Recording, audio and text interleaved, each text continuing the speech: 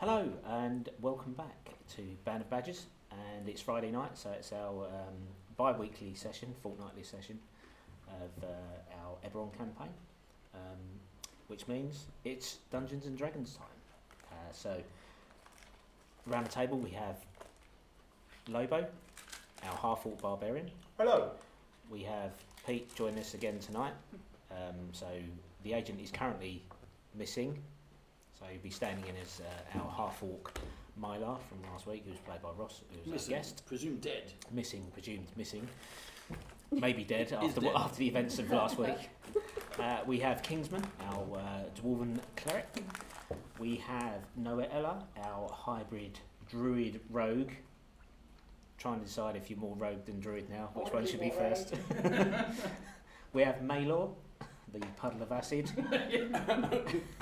The part of the body part, sure. Pile of slowly melting flesh and bone.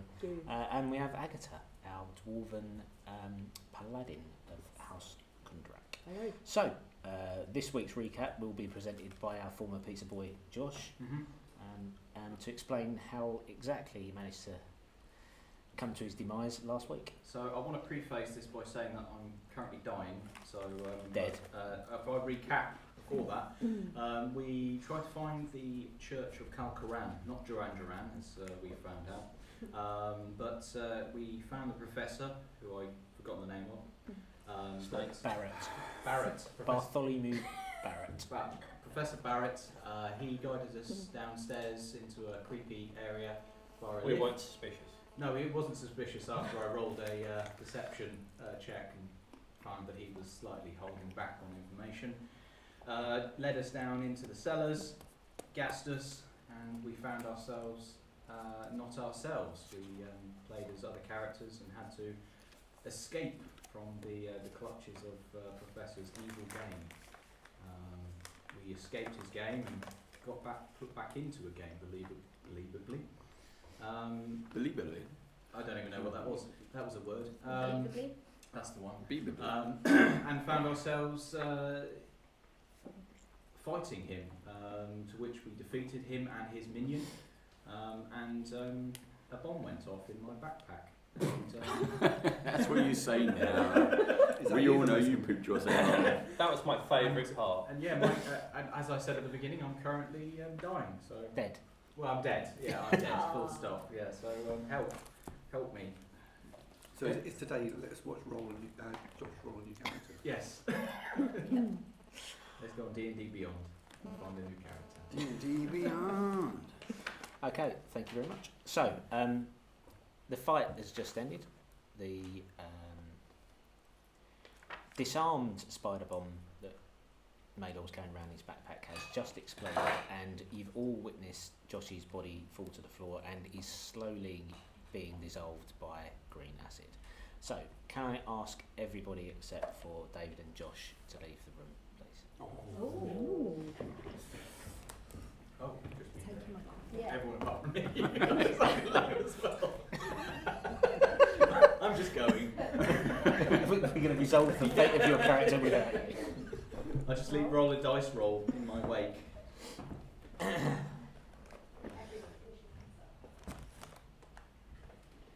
Ooh.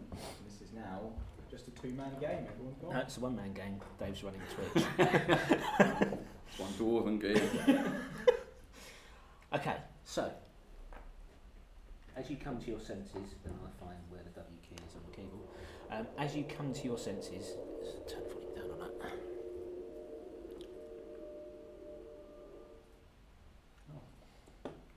So if you'd like to put I your... like it with the sound. You want a little bit of sound? Put it on 2. 4. 5, 6. 6, 6. 6 is. So, as you come to your senses, your vision clears and you find yourself projected onto a floating rock in an island of heavens. From a far distance, you see a glint of light approach you at great speed. Slowly it resolves itself into the creature you see before you. A lion's rear quarters, an eagle's majestic wings, and a majestic claws and face of a great avian creature. It lands in front of you with thud. The ground shakes slightly as it alights upon the same rock that you currently find yourself floating along in this island of space. Move the mic closer.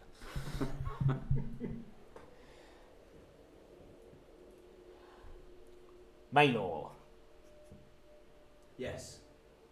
I am the Meridian. Hello. First, I owe you my thanks for releasing my spirit from the device in which I was captured. Okay. The ring that you bore upon your finger when your body was destroyed had captured my essence. I'd been attracted to your prime material plane by the cries of a young boy, the anguished cries of a young boy. And as I approached the material plane that you know as Eberron, I suddenly found myself under attack by a mysterious shadow demon that had also been attracted to this young boy's cries.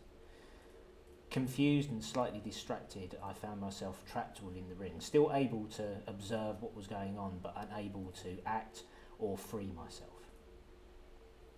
I believe what attracted me to your plane of existence is 4 great rifts that exist in the heavens in close proximity to Eberron. They lie within a country formerly known as Syr.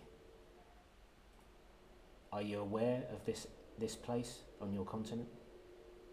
I'm trying to remember if I came across this land in my travels. So your character does remember, yes. So Syr is the nation that's now known as the Morning, because it was destroyed by a great cataclysm. Ah, okay. And you found yourself within it after the crash of the Storm's Herald. Yes. I You know, remember now. something that would really help is that new Eberron book that's coming out in November. Indeed. I might have to get that. I would recommend it. So, I desire to gift you a boon in exchange for your service. You currently find yourself in no man's land between heaven, hell and the prime material plane. I am able to project myself here, but my normal home, my residence, my home plane is the heavens. I am a celestial being. What you see before you is just a mere projection of my essence. I can return you to life, and I can grant you a boon. But in return, I expect service. I expect you to devote a certain amount of your power to my cause, and the mission I wish to send you on is to investigate these portals. These portals skate dangerously close to collapsing all 3 planes of existence together and creating a brand new level of chaos and maelstrom. Hell, the prime material plane of Eberron, and the heavens would be collapsed together to the benefit of no one other than the demons and devils of chaos. What is your answer? Will you accept my boon and return to life in order to be my agent upon the prime material plane? I think I'd like to accept. I need to get back to my friends and hopefully finish my studies at some point. So, yes, I accept. Okay. Then I will grant you 3 boons and expect in return your service in seeking down these rifts and attempting to close them, and 1/4 of your power. Okay. So he rears back, and you then appreciate the full size of this beast in front of you. As it strikes forward with one of its talons, it sears a painful light scar across your chest. I gift you with sight. Even with darkness at its deepest, you will still be able to see. And you're granted the pact boon of Devil's Sight. Okay. He strikes down again with a second talon, again striking a deep gash across your chest that emits a bright golden light. For protection, I grant you the ability to call upon my life force and take it as your own. You're gifted the pact boon, Fiendish Vigour. Okay. Again, the third strike. Now 3 claw marks strike across your chest. You now have a psychic connection to the 4 rifts upon the prime material plane. You will know their location, and you will know whether they are open or closed. You will be able to locate them even in the maelstrom mists of what you know as the morning.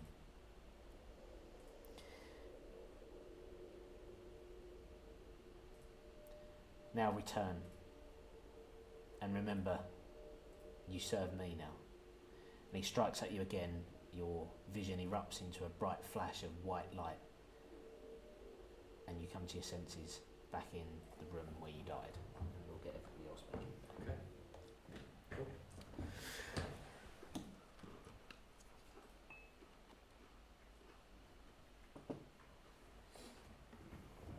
Can you just put out some of them columns as the workbenches like last time? How do I add these? Don't know. I believe that there's a way of adding them on D&D Beyond. Like that?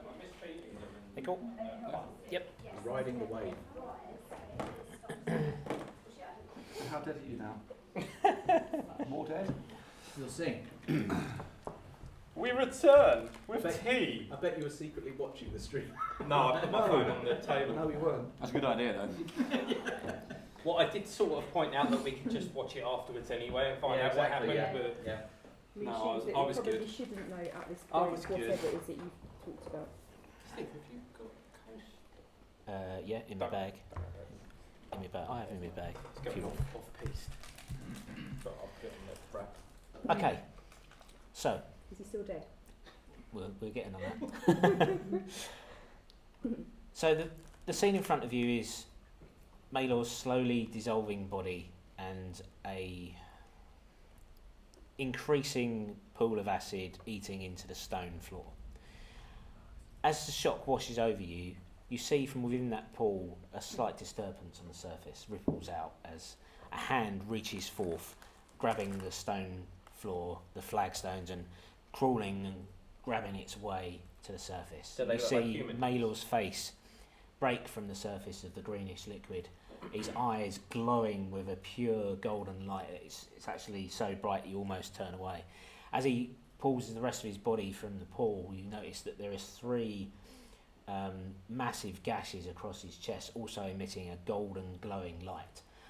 As he comes full body away from the pool, he slowly gets to his knees, shakes his head and stands up. As he stood there completely naked, completely equipmentless, the gashes on his chest fade, the bright lights in his eyes slowly fade, but his eyes now, instead of being sort of pupil and iris, are now completely gold. Has he got balls? Let's sell his eyes. Completely gold eyes. The gashes on his chest now are 3 deep scars. Must be cold in here, laddie. Can someone get me some clothes, please? There's some half melted ones on the floor there. So, from an administration point of view, Yes. you are now a 2nd level warlock. Okay. Okay, you have the 2 backbones that I described to you. Mm-hmm. You have no equipment, Yeah. including your spell book. Ah, okay. You can scribe your spells from memory, but that takes time to do, Mm-hmm. which you don't have now. Yep. So you need to choose your new spells from the Warlock's list. You need to put those pack boons on that I said, and then you're following the Celestial route. Yep. I'll go up to him, I'll take the blanket out of my backpack, just wrap him round, but is he still covered in gunk and stuff? No. No, Okay. okay. And there's no wounds, he's not bleeding? No. Has anyone got any spare claws for this guy? I don't think I have. I don't think so. So there is also the corpse of Barrett on the floor. Who Oh, has yeah. robes. Just take these clothes. Go on. All right. He don't need them. I'll pick up the clothes of Barrett. Yep. And put them on. Okay. They're slightly too big, so they're like the arms are like coming down, and I'm just like moving around like Star Wars. for the things, the small things. Ewoks. Ewoks, Yeah. yeah. I think you meant Jawas, but Jawas, yeah, sorry, yeah, Jawas, yeah, sorry. Okay, so the room in front of you is the workshop. Over on one side is all the crystal orbs, some of which Agatha has already smashed. There are some still intact. There are 4 doors out of this room. You find strewn across the bench at the back end where Bartholomew stood a whole raft of papers. There are inks there's blank paper, there's detailed sketches, and you also discover a safe set under the table. There's obviously all the equipment that Barrett had on him when you killed him, so if you want to investigate that, you can. Yeah. you might want to pick up the teacup and saucer. Oh, good point. Can I? Is this spell book with him as well? His spellbook isn't on him, no. Okay. We can search the room. Okay. Did you say the teacup and saucer was nearby as well? Yeah, so when you defeated him, the teacup that had turned into a helmet, and the spoon that had turned into a sword, and the saucer that turned into a That was shield, my favourite bit. reverted back to its normal teacup, saucer and spoon form. Right. Okay. So yeah, that's strewn across the floor. He has some well-made looking boots and a ring in addition to the clothes that you've just taken off his body. Shall I do an individual investigation for each item? It'd be an Arcana check. Okay. That is a natural 1. Oh. On what? Well, you are a Arcana. newborn. No, for what item? I'll choose the boots first. Okay, so you have no idea what the boots are. Yeah. They are well made though. And I'll do 1 for the ring, and that is a 7 plus 7 to 14. Okay, you think this has some sort of protective qualities. You're not sure what though. Okay. I'll pick it up. Just Okay. put it in my pocket for now. What was everything that he had on him destroyed? Absolutely everything. Including Even the his ring? finger. So With the ring. the ring that he had on is now gone. Well, that was one way of getting rid of it. Yeah. I'll wear the boots if I can, but obviously I don't know what they are. No. So you can spend a short rest with them. Yeah. The ring, you believe, has some protective qualities. You've observed what the teacup does, and I'm not going to repeat what he said, but Do you remember? do you remember? I remember. You can make I'll have to. you can make an Arcana check. Okay. That is that's 9. It's a 9, so yeah, I don't remember. I remember, and I can tell you for 500 gold. I don't have any gold. He has no. I'll take your eyes. Take my eyes. Yeah. I'll do you a deal. I'll protect you in the next battle.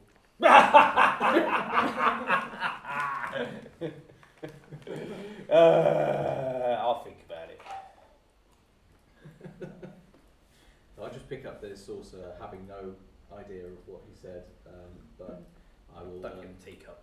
I'll rack my brain And the spoon. and I'll pick up both and try and remember over the time what he said and Yep. repeat it wrong Okay. each time. I'll say you can spend a short rest with the item. You know it is magical, so Yeah. you can study it over a short rest to try and find out what it does.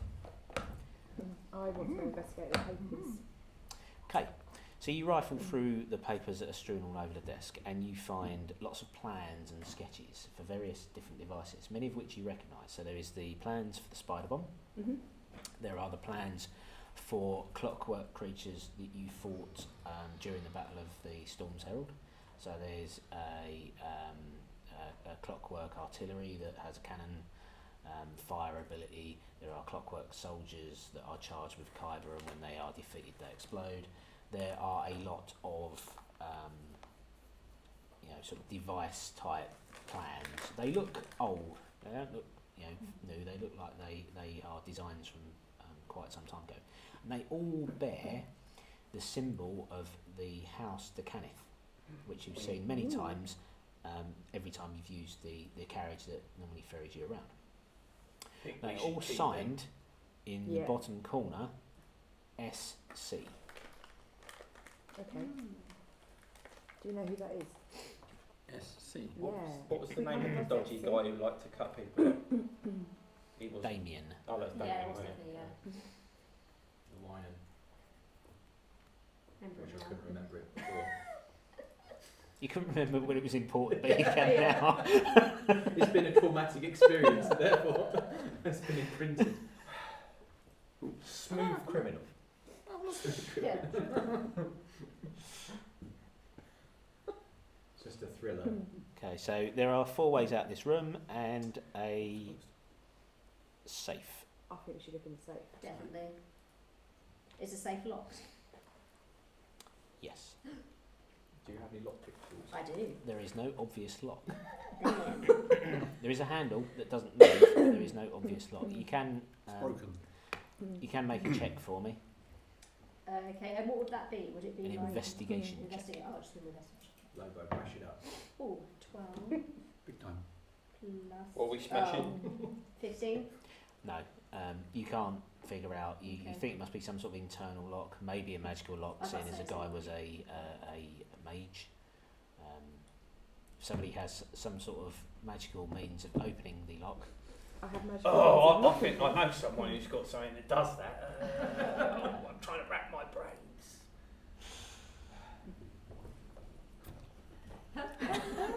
Oh. Is that it? I was just taking a moment to be sorry.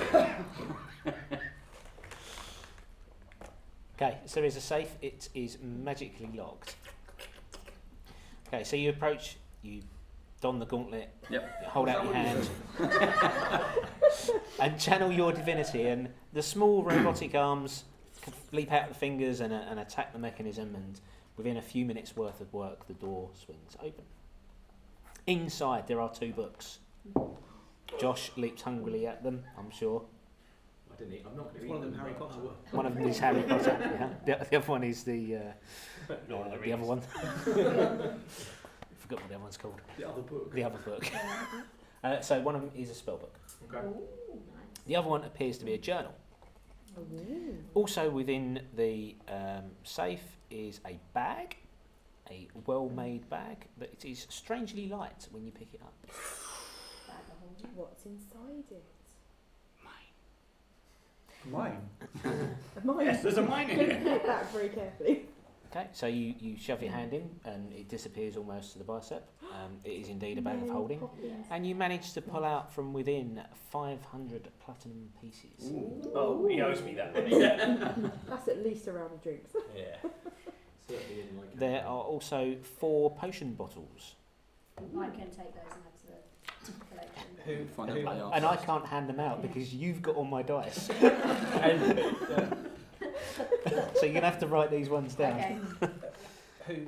whoever has the bag of holding is designated as the treasure keeper. Okay, so. Well, you've already got one in the group anyway. Oh, that's Do we? You've got that. So it's like I nearly threw this away. You Yeah, bought it's one. empty, that's You mine. say Oh, there's that's 4 right. potions? There's 4 potions. There's 3 Right. potions There of you go. greater healing So someone else Okay. can have the other one. and 1 potion of superior healing. Yeah, you keep the healing potions. I'll keep the 500 plat. Oh, I don't need one because I can carry the whole party on my back and not be encumbered. There is also another set of drawings. These ones rolled up and kept neatly and secretly hidden. When you open them, you see what is a huge creature, a gigantic, monstrous beast of many arms, all wielding long, long blades. So like the multi-armed god in one of the, not Aladdin, but the sailing one, Sinbad. Sinbad, yeah. So wielding great scimitars, double-handed scimitars, one-handedly. It looks to be of warforged construction, you know, like your friend Swiddo, but you know, with 8 arms, each bearing a large blade. The title of the drawing is The Lord of Blades, and it is signed this time not with an initial but with a name, Starin de Canith. SC. Can No. the 2 members of SC. SC. Oh, S. So your characters know that the houses put the D on the front as a form of noble title. So it's House Canith, but the Canith indicates that it's nobility within that house. So this would effectively be Starin Canith. So can you, Agatha and Kingsman, make me a history check, please? 11. 14. Okay. So there's a spell book, and we can go over what spells are in there. Obviously, you're not going to take a long rest now, so it's going to have an immediate impact on the game. But I'll give you the list of new spells that you have. Any spells that you haven't cast, you can transcribe, and within this room, there are enough good quality inks that you can transcribe the spells you have in your memory into this new spell book. So you won't lose all of your spells, but those ones you have cast last session are now lost. Okay. Then the last book is a journal, and it is Starin's journal. Can we read it? Yes. So if you want, you can take a short rest at this point Yes, while you please. read the journal. Yes. So if you wanted to spend time with any of those items, you can spend time with one of them during this short rest. So it's up to you to choose which one, or if you want to process all three, then let me know who is spending time with each item.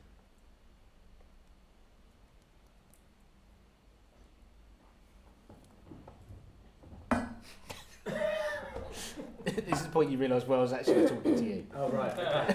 I was just too busy looking at the spells that I used last time. But, Right. Okay. So you've got the three items. 3 items. So we're taking a short rest. Okay. You can spend some time with one of the items during this short rest, or Yeah. if you want to find out what all three of them do, then you can hand out the other two, and two other people can spend time with them as well. Okay. So I will first look at the spell book because that's probably most important. Okay.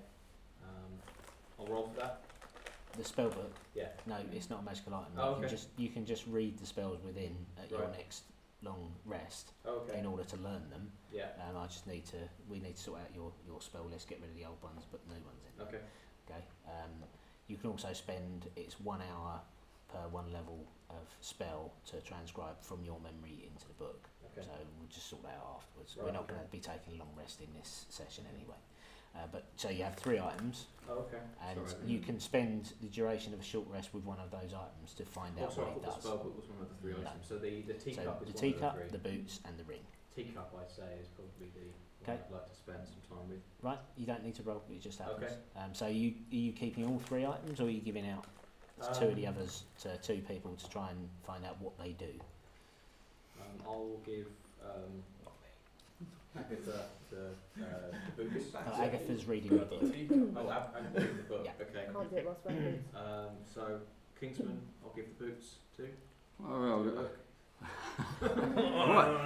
I've only got one real leg, laddie. That's the irony of it. Well, thank you very much. I'll take that look. to investigate. Yeah. And the ring I'll give to Noella to have a look at. Okay. Right, so we'll get the items out of the way first. So the teacup and saucer is an item that's on D&D Beyond, as it's called the Tea Time Warrior. So if you would like to add that to your character, you'll be able to see what it does, but you won't be able to attune to it yet because you spent the short rest finding out what the item does. It's an item that requires attunement, so for those of you that don't have this on D&D Beyond, the item allows you to use 1 charge of Kyber Crystal, 1 shard of Kyber Crystal, to cast the 6th level spell, Tensor's Transformation, which turns a mage into a warrior. So it allows them to use martial weapons and armours, and gives you 50 temporary hit points, and any weapon that you're wielding does an additional 2d10 force damage. So it's quite a powerful item, and that's what Barrett had used in the fight against you, which he used to take down Kingsman. So, Kingsman, the boots. Mhm. They are boots of speed. Cool. They double your movement speed. They are an attuned item, so you can't use them until you spend a short rest with them, but you at least know what they do. Okay. Again, they are anybody available particularly on... want these? Who would it benefit? I can't move very far. They don't help Yeah, you stay huge. awake at night studying Good. it. No. So I think the walking speed 30 feet. So. If we have one each. Get half the effect. He's already faster because one of the benefits was his leg makes him faster. So. Yeah, I think I'm the slowest person in the party, so Okay. So I'd boost like the those speed over boots to you. if I can. But no, but Sarah's better. Oh, yeah. That'd be amazing. That's So what I want. you won't be able to use them yet. You will have to spend the short rest with them. As slow as I can do But it. when you do wear them and attune to them, then your speed will be 50 feet per round. Oh, that's good. Wow. Yes. Yes. So you can add them on beyond. They are called boots of speed. Boots of speed. Yeah. So Noella, the ring. Yep. It is a ring of protection +1. Again, that is available on D&D Beyond. It will give you +1 to your armor class That's and +1 to all your saving throws. I might need that. Because of my Thanks. last time. Definitely need that. Okay, so that's the items out of the way. So Agatha, you spend the short rest reading the journal. So one thing you notice from reading the journal from cover to cover is that the entries within it begin 25 years before the event known as the Morning. So this is where Seer was wiped out during the Cataclysm. So to find something like this here seems a bit strange. So something from Seer 25 years before the Morning now being in Sharn.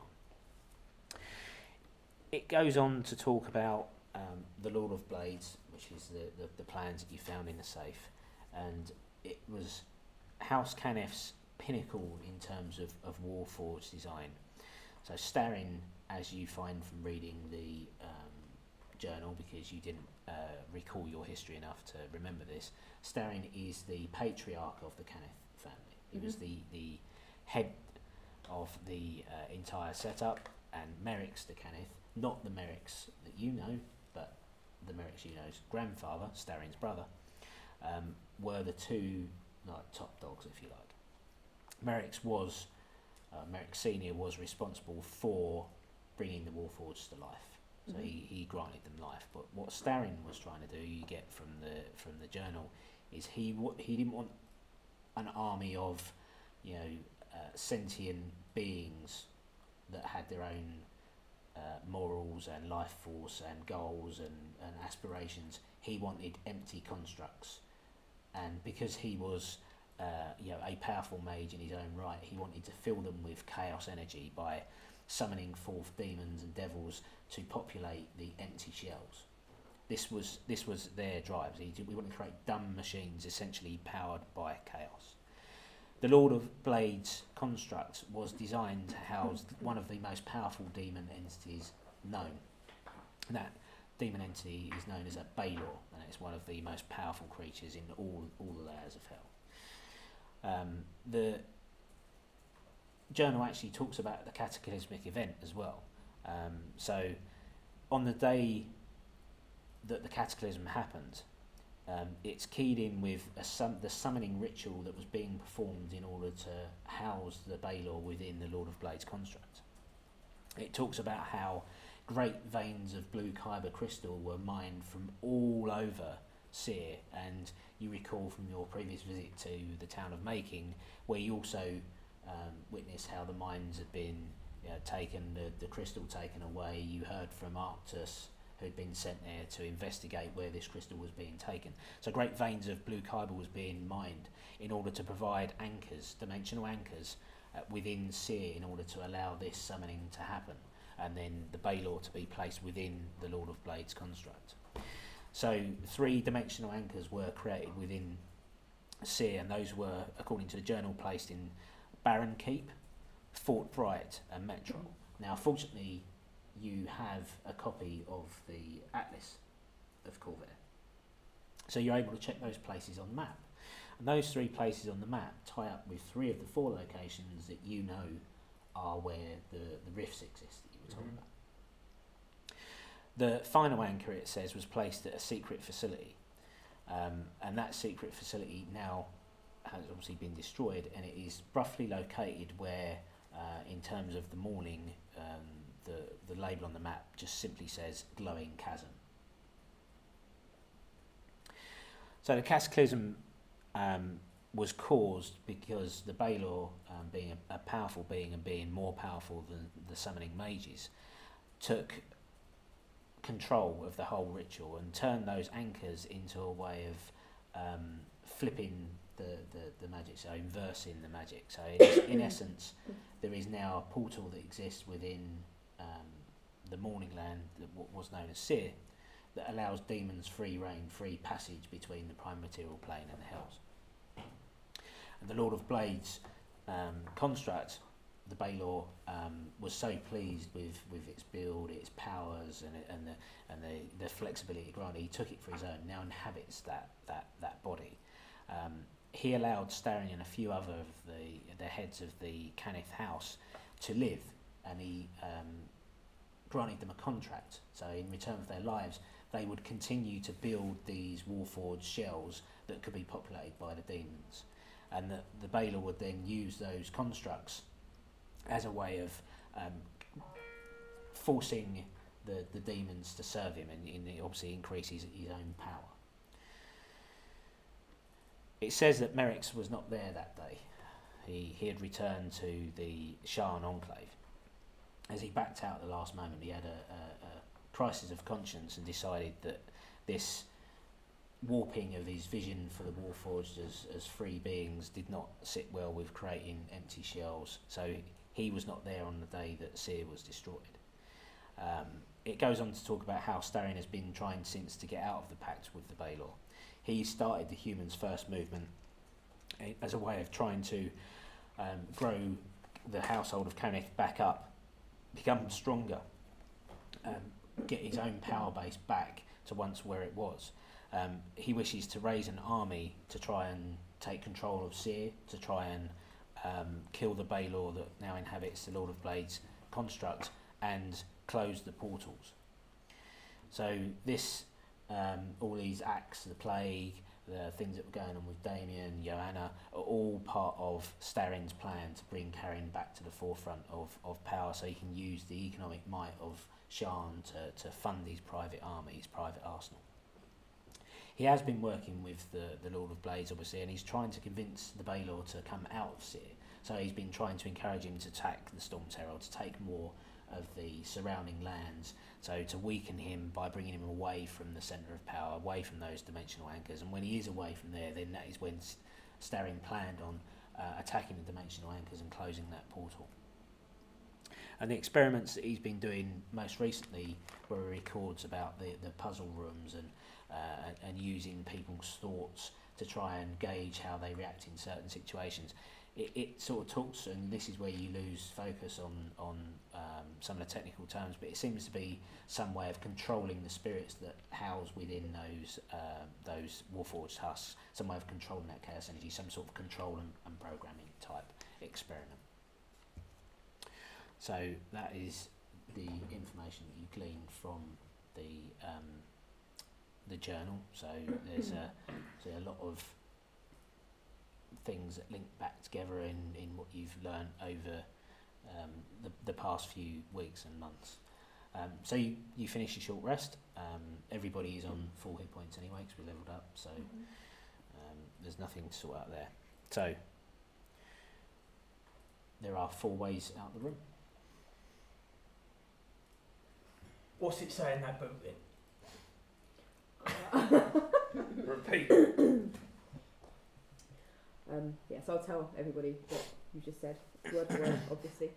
I did make some notes.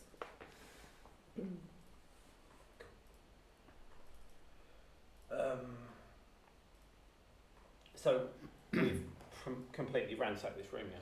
You completely ransack this room, yeah. Yep.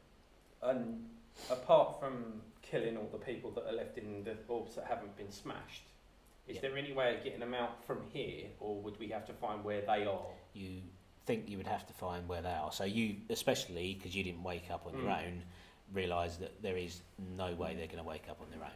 Yeah, so you've got to find the room they're in and disconnect them from it. So we've got 4 doors. Yep. The one we came from. Yep. Sorry, 5. So Right. 4 ways out. Yeah, The one that you came in through was... that was here somewhere, wasn't it? Yeah. Eeny, meeny, miny, mo. What, should we just take a listen at each door first? Go for it. Listen at each door. Okay, roll me perception checks, please. We'll each take a turn. So like, I'll go to one door. Natural 20 plus a 7. Very good. You hear the pitter patter of liquid dripping into a pan. I'm deaf. I'm not even sure that I can hear anymore. In fact, I turned to Kingsman and said, Kingsman, say something quick! I found the toilet, laddie. Oh, thank God for that. 21. Okay, you also hear the pitter patter of liquid hitting a pan. Okay. And that was in another door that Yep. Kingsman already had. Okay. It's like an old people's home. Yes. Let's be granddad taking Ellie. That sounds like what we were hooked up to, so it's probably a safe bet that most of these doors, except maybe one, Yeah, lead to people. bits where Yeah. people are being held. Did you roll a perception? Not long. That is a 9. You don't hear anything. At least you don't think you're deaf. Natural 20 plus 2. Okay, you also hear a pitter patter of liquid hitting a pan. Okay, we need to go and investigate. Keep expecting them to say the pitter patter. Is it breakfast? Is there food? Because we've spent ages without mouths. I want to. Oh God, yeah. I forgot about that. I could eat a horse. Let's go and have a look. Okay, you opening the door? I don't know. Yeah, we'll open one at a time. Yes, I'll open the door. Okay, so who's opening the door? I'll open the door. So you swing the door open, and the scene in front of you is very much like the place that you came to in, an hour and a half ago, when you first came to consciousness. There are 6 bodies laying upon couches, arranged in a circle around a central device that hangs down from the ceiling. Masks cover all of their faces. In one arm they have a syringe that's picking up a red liquid from 6 large flasks on a shelf, and in the other the blood is being taken away as it was in the room that you awoke in. So there are 6 bodies laying on a couch. I do an initial inspection, make sure they're all alive. They are all dead. Oh, in that case, I walk over to one of the red flasky things, So drink it to get rid of my last level of you can do that, yeah. Thank you. Yeah. Thank you very much. So I was going to say there are 12 doses of anti-exhaustion potion of restoration. So anybody with exhaustion can go. So you put them in the bags of healing. David, can you make me a religion check, please? A religion check. You're feeling religious at the moment. That's 11. 15. Okay, so you Okay, have I can this go to- spell. You realise that these people are dead, but have been reanimated. So, and you spot this because they twitch every so often in reaction to whatever's going on under the mask, but they are dead. Skin is Reanimated. grey. Yeah. Skin is grey. They have Cold touch. cold. Yes, exactly. Should There is very little going on. They seem to be reanimated for the purposes of this Yeah, test, I and can also do that. to keep the bodies going in order to produce whatever the reason is for this blood. But they're reanimated corpses.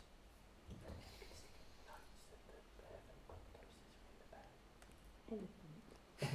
I share that information with the rest of the group. 11 Yep. doses. 11, yes.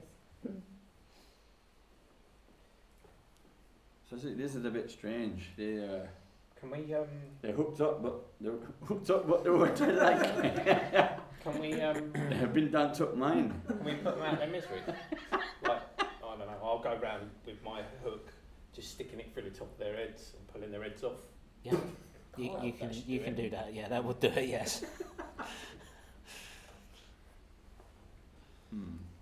Okay, so you slowly but surely put them out of their misery. There are 3 doors left. Can it keep? Are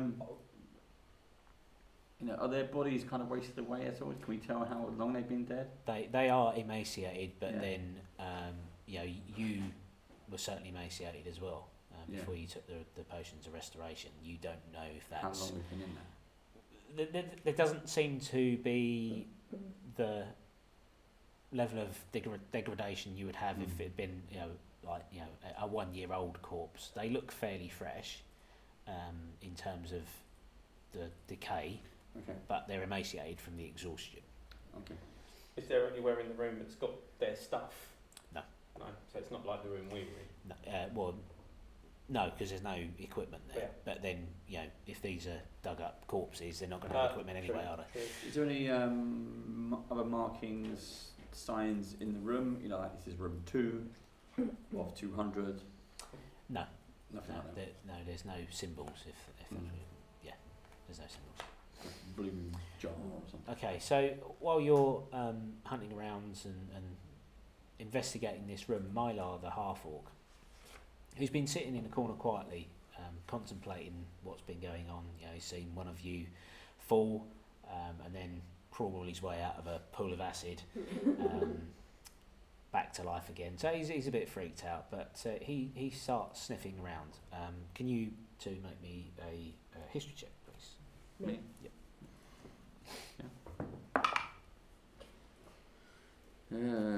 16. 16. Okay, so you recognise the telltale symbol on his neck of a dragon-marked house. He belongs to House Tharashk or Tarashk, and that is a house of finding. They are private investigators, bounty hunters.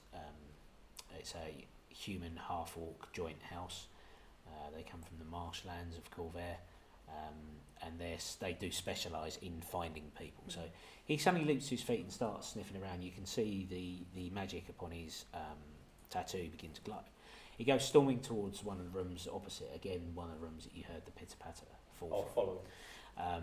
So he busts the door open again, and you can see within the 6 chairs with 6 bodies and a central device, and he rips one of the masks off of one of the bodies, and he sighs deeply as he realises that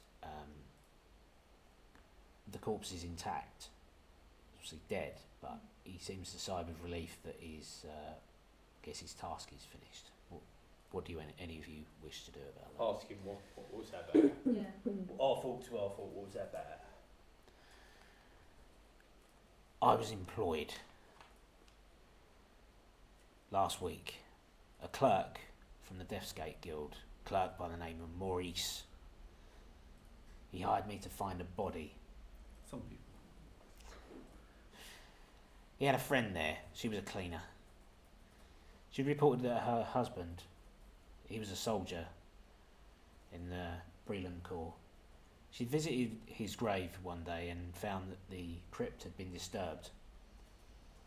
She was concerned and reported it to the administration, but that administration rebuffed her. They said she was mad, she was distraught, she was a wailing, grieving wife. They put her off, but she wasn't satisfied, and she managed to convince this Maurice to hire me to find the husband. Well, this is the husband.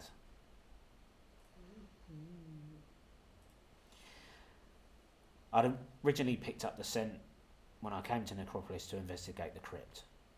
Our magic specialises in finding people, and it did lead me to the administration building. I questioned some of the staff there, and they said they would take me down to the stacks to try and look up some ledgers and see if the body had been moved. Maybe there was an administrative error, they'd said. The next thing I know was waking up next to you lot in that room. Do you know what the hell was going on? Well, laddie. But how long have you been searching for him? How long was he missing for? Maurice said months. When I was hired, he'd been missing for months.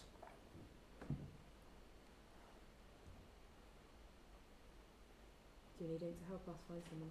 I think we might need to help him find the agent, I think we might. Yeah, good idea. definitely. But I don't have any information on the agent. I've forgotten his name. Or at least whether he had a name or whether he told us. It's famous the agent. That's all we knew, wasn't it? How can we No, he did actually tell you his name. I don't remember things like that. But I do happen to have a pair of his underwear in the bag. Yeah, So do you can you sniff this and track him down? Don't ask why. Okay, so Maelor begins to lift the body off the table, throwing him over one shoulder. Oh, I- you've got to take him back. I think it's time that we find our way out of here, don't you? Have you got any other business to take care of? Let's try and find a way out. Well, we were going to check the rest of the doors to see if any of the others were alive.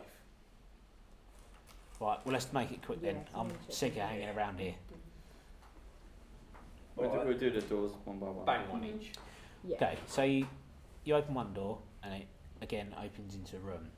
However, the 6 couches are only occupied by 4 bodies. There are 2 empty. In the corner of one room, you find the telltale indications of the agent's equipment. So you notice his backpack, particularly the cloak that he wears, the long flowing cloak that you become part of his trademark, shall we say. So you have his equipment. He is not there. And there are 2 empty chairs in this chamber. The other 4 bodies are again reanimated corpses. You show the cloak to Mylar. Too many people. Oh yeah, that's the beginning of the end. Is it worth checking his backpack as well? Yeah, what's in Yeah, it? so all of his equipment is there that you've seen him use. Okay. Nothing appears to be missing. Okay, cool. Yet. So, so can we track him with this stuff? So Mylar takes the cloak. He closes his eyes for a few minutes and concentrates. Again, you see the telltale flare of the dragon mark tattoo going off on his neck. He seems to be below us. I can probably guide you there, but I'll be honest, I just want out of here. I don't want to get involved in anymore. I've got my quarry and I'll get my pay. I'll help you for as long as I can while I stay with you, but for the rest of the time you're on your own. Got a platinum. Should we pay him? Yeah. You'll take a platinum. Who's got money? banker. Kingsman. Whatever. We're happy to pay for your services, laddie. I'm sure you are. But the one thing I've learned in this life is, as much coin as you can have, you can't spend it when you're dead. I'll stay with you for as long as I can, but as soon as we find an exit, I'm gone. I'll help you because you help me, but I'm not interested in money. I just want to get out of here. So a pick. This is the freakiest situation I've ever been in. Coming from a half orc, that's pretty flipping pussy. So we'll pick up the agent's stuff, all of it. Yep. Take it with us. Yeah, take it with us. Okay, so what follows is twisting, turning corridors that lead down blind alleys and dead-ended rooms. This place seems to be a maze of chaos and set to confuse and infuriate you. Throughout it all, however, when you eventually crack the code, you see a golden pipe trailing across the ceiling. The half-orc looks up occasionally and suddenly turns around to you and says, "That smells of blood." It's the pipe that's carrying all the blood from the rings. They're not place. Oh, and feeding the tubes and stuff. And he says, "We should follow that, Mm. find out where it's going, and hopefully it will take us to an exit." I don't think it will. Yeah, let's follow it. Okay, so after another 20 minutes of following the pipe this time, you manage to avoid dead ends and becoming infuriated and frustrated in it, and you make your way back to a familiar room. This room is the stacks, as Professor Barrett had named it. It's the area just outside the lift where he assaulted you and then took your bodies for whatever nefarious purposes he used them for. You find the lift and the doors open. The half-orc also recognises this. You see the recognition in his eyes. He waves off in the direction of where the pipe trails off into the distance behind the rest of the stacks. "I'm going this way. I'm getting out of here. I want no more of this. I suggest you follow that pipe. Your friend is below us. My guess, that pipe will take you straight to him. I wish you luck. I certainly wish you no ill, but I can't stay with you." And he steps into the lift, pushes the button, the doors close, and the elevator rises. And we'll take a quick break. Cool. Okey-dokey. Offer a P, see you in 3.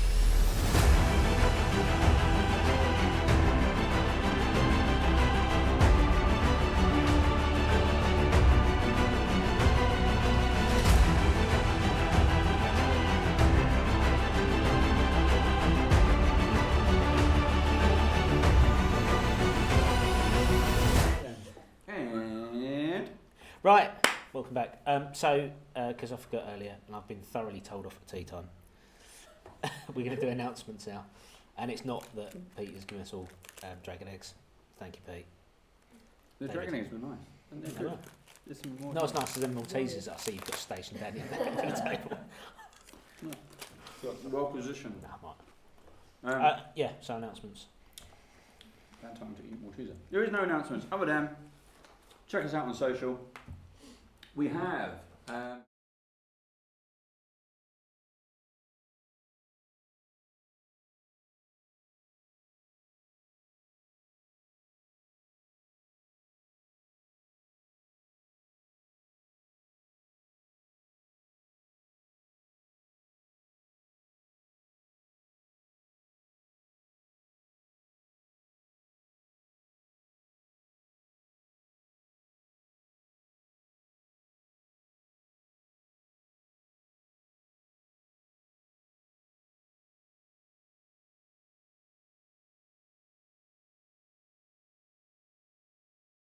And then we come back because we realise we have no microphone on that screen.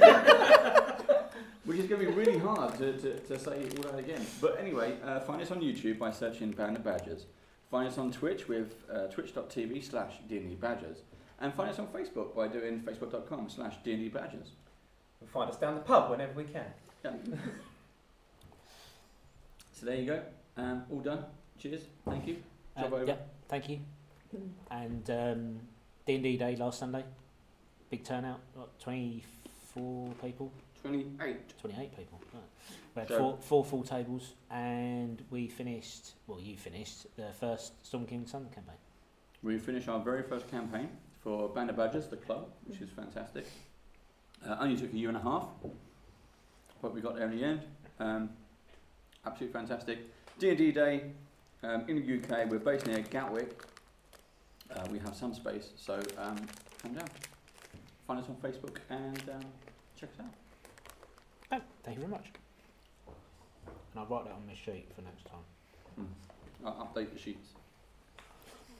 Okay. Bad time to be eating a dragonette. Mm-hmm. Yep, that's hot.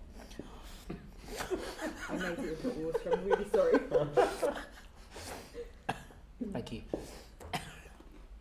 Okay, so you follow the pipe that Mylar advised was heading in the direction of your currently lost friend, the agent. Is it a huge pipe? It's about 3 inches. Okay. Nominal bore. Can we have that in mil? Eh? Can we have that in mil?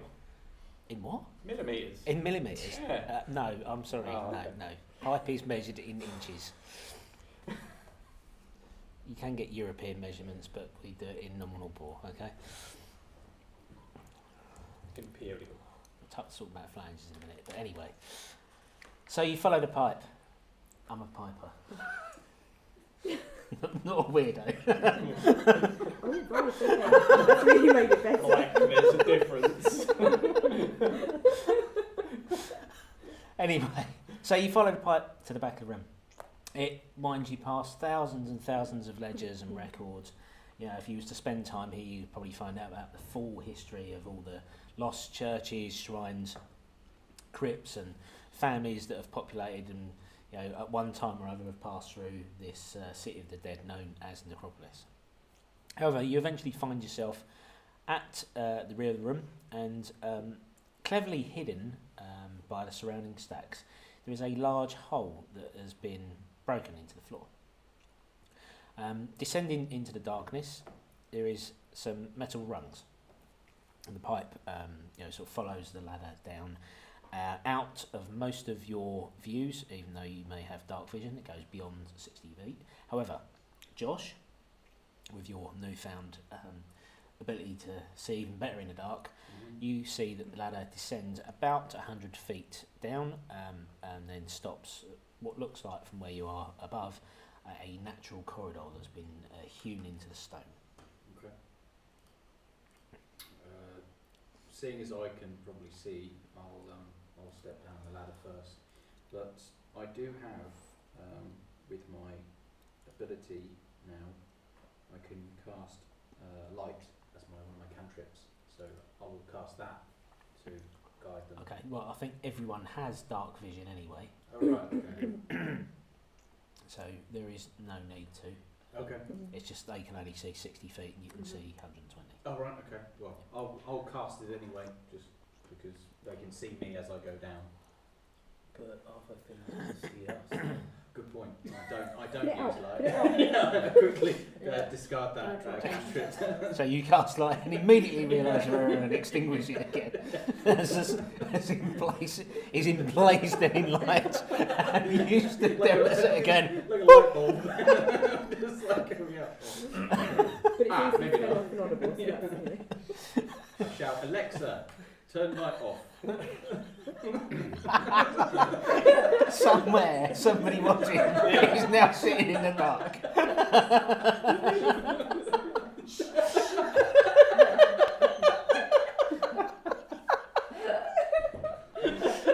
do that. Why can't I have something in darkness now? No, I'm joking. Oh, okay. Okay. You descend into the darkness and you find yourself, as I said, at the beginning of a natural tunnel. You follow it for about 100 feet, so it winds and twists its way onwards and then eventually opens up into a larger space.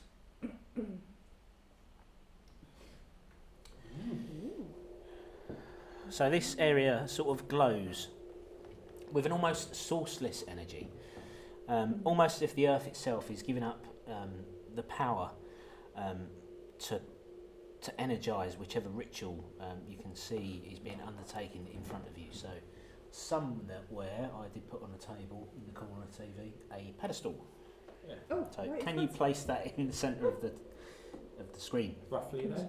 Roughly there is great. And then at a radius of about 20 feet round the outside, you place those 5 figures for me, please.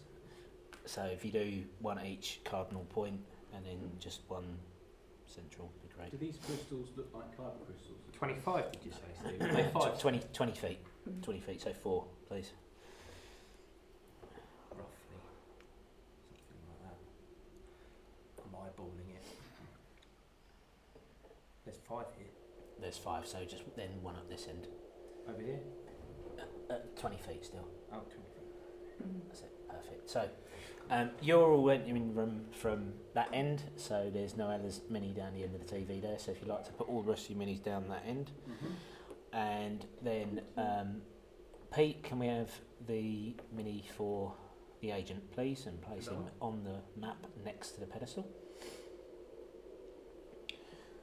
And then we'll use this one because I haven't got no one out for the other figure.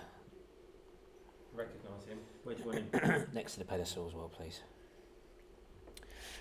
So, in the centre of the room, this pedestal spews forth a steady stream of red liquid that spills over the bowl placed atop it and falls with a steady pitter-patter to the floor of the chamber, covering the 2 figures which are chained up at the base of the pillar, one appearing to be completely unconscious, the other sort of struggling to sit up, almost exhausted but still infused enough to be aware of what is going on around him.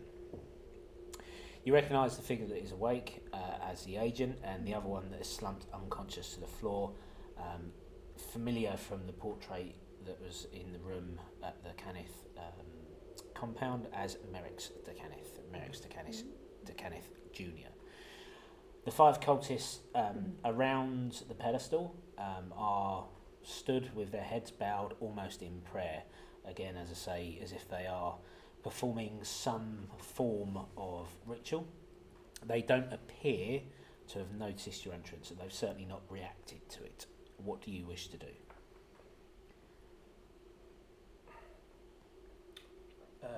Are they moving or are they statues? They're living beings from what you can see, but their faces are covered with cloaks, their hands are within the sleeves, and they are stood, head bowed, you know, like as if they was at church in prayer. You can hear a very faint sound of muttering or humming or chanting. Do you know if they're humans or not? You can't see. Okay. They are medium-sized creatures, so around the size of humans, but also same size as half elves, elves.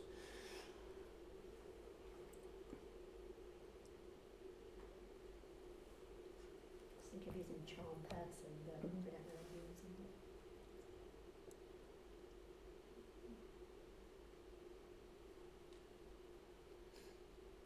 So, what move do you want to make? Sneaky. Can you roll me a Sneaky? perception Yeah. check, please, Pete? Somebody have a helpful spell for sneaky sneaky. I can sneak well because I'm a bit roguish, but I don't know. 27. I'll put cast about Okay. trace. So you Yes. see them at the entrance. I can also turn myself invisible, touch someone to become invisible. Would pass without trace help us in this situation to sneaky? Have I literally just come round? Yes. Okay. You feel utterly exhausted. You feel confused and dazed. So you've got 2 levels of exhaustion on your character. If you want to put them on, I think Beyond allows you to just put one on, doesn't it, rather than being able to set levels. It's got a little slidey. Oh, okay. Yeah, I'll So cast. 2 levels of exhaustion, Yeah, automatic. which means you have disadvantage on Ability and ability checks. I'll cast pass without trace over all of us and Okay. 30 feet Yep. radius. So if excuse me, you will all get +10 to your stealth checks. So if you want to stealth into the room, please make your rolls. I realised I looked at them for too long and look away. All right. Stared gormlessly into another corner of the room. Plus what's it in? So Plus you get 10. whatever's Yeah. on your character sheet, and Yeah, then yeah. an additional 10. So 21. 26. I rolled a nat 1, so I've got 13. So 7 for me. But a 10? Have you had a 10 to Oh, that? so 17 effectively, yeah. Okay. And Dave. 15. Plus 10. Oh, 25. 25. Okay, so you work your way into the room. Marching order, please. Which way are we going to head, guys? Towards the orb? Towards the orb or towards one of these people that's... Oh, I don't know. I think we're going. Where's the lava still in? Is it all around it? It's the blood is coming out the top of the bowl, so Yeah. the marble is like a metal bowl, Yeah, I think Okay. It's Okay. filling up from below, Yeah. and then slowly spilling over the sides. So you get quite a large pool of blood, but only within that 5 foot Okay, so it area. drains of the again. person. Comes up Yeah. again, yeah. Oh, okay. This, Pete's going to look it up anyway. Yeah. Is pass without trace a group thing, or is it Yes. each It's individual? Yeah, it can anybody be within 30 feet, You've Yeah. got to be within 30 feet of my Yeah. circle. and it's not a concentration spell. It's No. cast it, and then it lasts for how long? An hour. Concentration. Concentration. It's for an cast. hour. Okay. Ah, I see. Yes, So do we it have lasts to for an stay together now? No, Within 30 feet? No, Within no, no, 30 no. feet of me. no, I don't think no. You know? Hang on. Is I thought it was okay. constant, yeah. I I don't think thought- it's a... Right, Yeah. okay. So you do have to stay within 30 feet. Yeah, but I was just thinking if they're doing some sort of ritual spell, right, all we're going to have to do is take one of them out at first to disrupt it, in theory. Yeah. That's just a guess. I mean, I've So- also got Dispel Magic, but that's all. Yeah, it might not work on something so big, but Yeah. it's a good idea. So if we go over to one and then like pile onto that one first, do you know what I mean? Because it's Yeah. at least going to disrupt it, even if it doesn't stop it. It's Yeah. going to disrupt it a little bit, and they're going to be like, "Oh crap," you know, geezers are here Yeah. or something. It's just an idea. Or is it worth- Anyone else got an idea? Well, I've got charmed person as well, so maybe if we can get close. I like that. Okay. Can, manipulate Can you make me a it. perception check, please, Pete? And can Lobo also make me a perception check? Oh, 26. Perfectfully. 6. Okay. So Right. should we start making our way over there and My then? passive perception is 18. You notice that the chanting is reaching a crescendo. We should get a move on and do something now then. Whoa, we don't know that. Good metagaming though, I like it. I start looking up. but I think we at the should people. get over to this person and Yeah. or that person, it doesn't matter which Yeah. one, and then bundle them. Okay. Yeah. Yeah. Can you all make me Bundle. another perception check, please, apart from Pete? Well, that's nearly a 20, but it's a 16. 9. Nine, so Where's perception? Where's perception? Can I not use plus up? 9. 15. 9. Okay, so Jeff and Pete and Dave, you both notice the agent sort of looking around worriedly, almost. Might help. I signal to the rest of them, I think I better get a move on. He looks like he's shitting his pants. I got pants. Yes, you didn't get melted by acid, so you are fully clothed. Have clothes. So this one, guys? Yeah. So we'll make our way as fast as we can, being stealthily, towards this person here. Yep.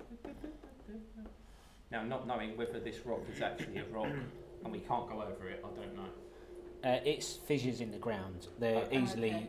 easily steppable over, or you can find a path across. Okay. It's just for effect. Is this place like a glowing chasm? It's a glowing. The ground does glow Can't with, even sound with, drunk with anymore, energy. can I? It's almost as if this ritual is drawing the power up from the. Who wants from to go the- where? Only a glowing chasm got mentioned in the. Oh, if we need to make something out of stone. Oh, I've got glowing stone chasm's in shells, Corvair, so- yeah. Oh, That's okay, actually written on the map. Yeah. So you're not. Who Well, wants you to don't go know where? where you are. I think I'm I doing presume you're that. underneath I'm the doing administration that. building. That's Oh, I you, need to be in isn't the it? middle, don't I, really? Because the 30-foot range. No, it doesn't matter. Okay. If you stand behind me, for example, it'll get Oh, all it's of us. like a But semicircle. it's I start where. making a lot of noise. Okay. I start, am I chained up? Yeah, I start rattling chains. You're not chained to the pillar, but you do have manacles. Yeah, I Your start feet are shaking free. about and start Yeah. saying, come on, what's going on? Let me out of this. Can I get to within 5 foot of that person? There seems to be no reaction. There's obviously a lot of noise coming from where the agent is currently sat. None of them are paying any attention. As you get closer, you can now hear the chanting. Can anyone cast sleep? I did have. And it is reaching. We get a surprise round attack or whatever, Yes. whatever it's called. Yes. So anybody wants to do anything? Otherwise, I'm going to club this person in the back of the head. I could touch Okay, it. so you can't communicate that. Obviously, I've allowed you to get there silently. I'll- There's no discussing what's going to happen next between you. Otherwise, that will trigger something. Can I push the pedestal over? That's concentration. You can try. I try pushing the pedestal over. Okay. Make me a strength check, please. Oh, look at that. 4. You think it's somehow cast into the ground. Yeah. Right, I'm going to back this one on the back of the head, Roll to attack, please. and I'm going to recklessly attack it. Does a natural 20 hit? A natural 20 does hit. So I am doing blunt. It's 1, 10,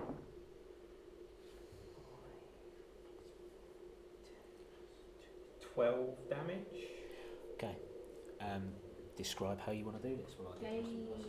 That's good. I had already said I was using the blunt side, so I won't do my usual trick. Yeah. It'll just be a skull crush on the top. So the Quite head, skull crush. so the head ends up being like the top of Frankenstein's head. Frankenstein's monster. Yeah, Frankenstein's monster. He liked to be called Frankie for sure. Okay, so you creep up slowly behind the unsuspecting cultist. You draw forth your hook and chain, swift it around in your hand to the blunt end is pointing downwards. You reach up, flex your enormous bicep, look over at Maelor, say, and then bring it down with a smart smack to the top of the head that caves the skull in completely. The cultist drops dead at your feet. Interesting. Immediately, the other 4 all look up in unison and shriek at the top of their lungs. The one opposite here seems to have more sense than the other 3, screaming coherently, "You fool! You fool! What have you done?" Before all 4 of them turn round and start to peg it out of the chamber in the opposite direction, and we are now going to roll initiative. You fool.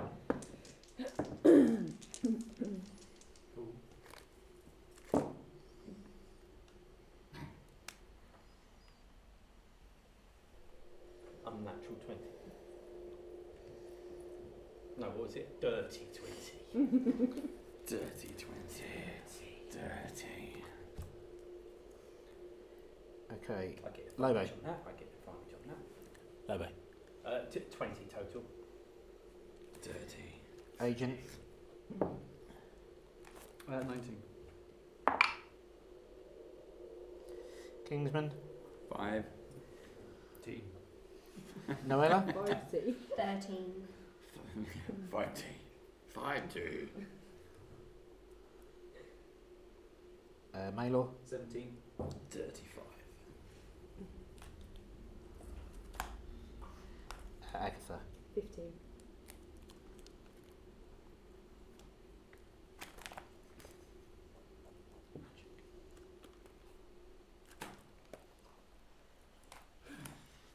I think it's something that tea.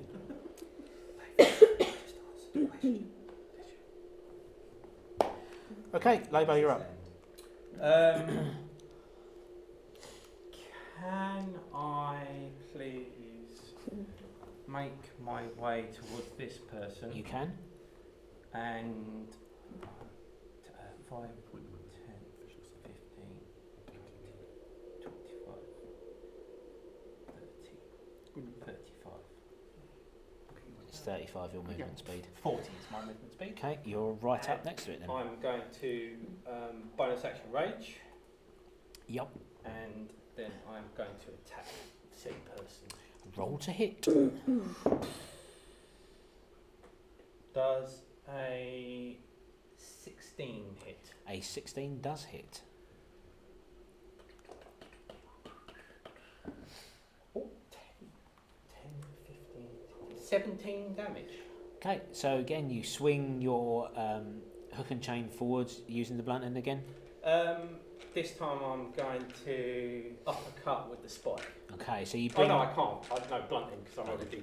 Okay, so you blunt end into the sternum, driving with such force that you hear the vertebrae in the spine Detach. audibly shatter. Nice. Again, it drops to the floor at your feet, dead. You've got 5 feet of movement left. Then I step over the dead body. Yeah. And I give this one the dirtiest of dirty looks. Okay. The sort of look that your missus gives you when you get home at 1 o'clock in the morning from the pub. From what I know of Lobo, as we're watching him, does this look like he's killing them very, very easily? Yes. That don't take an expert. I know, not the fact they're not putting up a fight, I'm just saying that they're crumbling Yeah. under you. I'm chaotic neutral, I don't care. No, it just seems a I'm bit, just going for they it. seem a bit fragile. And Fragile. Hmm. And with that, it's the agent's turn. speaking of fragile, That's all my manacles. Imploringly. Come on, guys. You Actually, can stand and move. I'm moving over to Merrick's and checking he's all right. I'll wake Okay. him up. So he's alive. You shake him, but you can't rouse him. But you detect a faint pulse. Okay. Next up, Maelor. Can I cast a fireball at his manacles? No, it's It's fine. my the 18 manacles. You can Try and release try, it. but if Yeah. you miss, then you're going to hit him. Whatever it was. yeah, maybe. Uh, But Yeah. Yeah.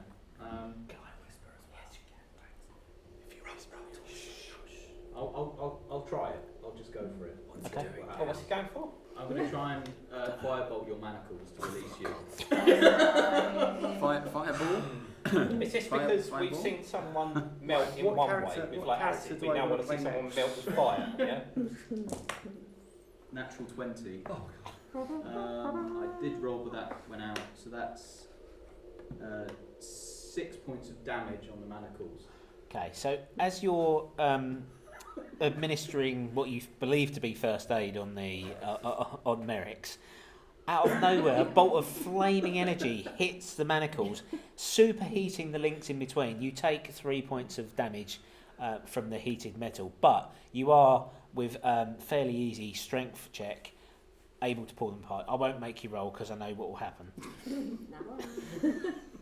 So you managed to pull them apart. So you Yeah, rolled well you enough did. with that natural 20 to hit exactly where it should be. If you hadn't have done that, in all likelihood you'd have just That was the most direct firebolt that I could have done in like That slow was motion. tricky. Like That was- angled. that was good. I'll give you an inspiration dust, but you haven't used your one yet, so you missed out there. All right. Good move. Cool. Thank you. Agatha, Now I don't know whether to slap Ooh, him it's or my kiss go. him. you I probably can, do both. I can still only move 25, can't I? Yes, you can. So I will start heading over in this direction. Okay. Reach me. Move your character. Where do you want to go? Are you going to double move Yeah. or just single move? I'll double move and end up over. I'm heading towards this one. Okay. So it's 50 feet in So total. You were like there, so Yeah. 5, 10, 15, 20, 25, 35, 40, 45, 50. Call it there. Yep, that's fine. Oh, you want a double move, don't you? That was That was That was double double. move. Okay, cool. Yeah. Noella?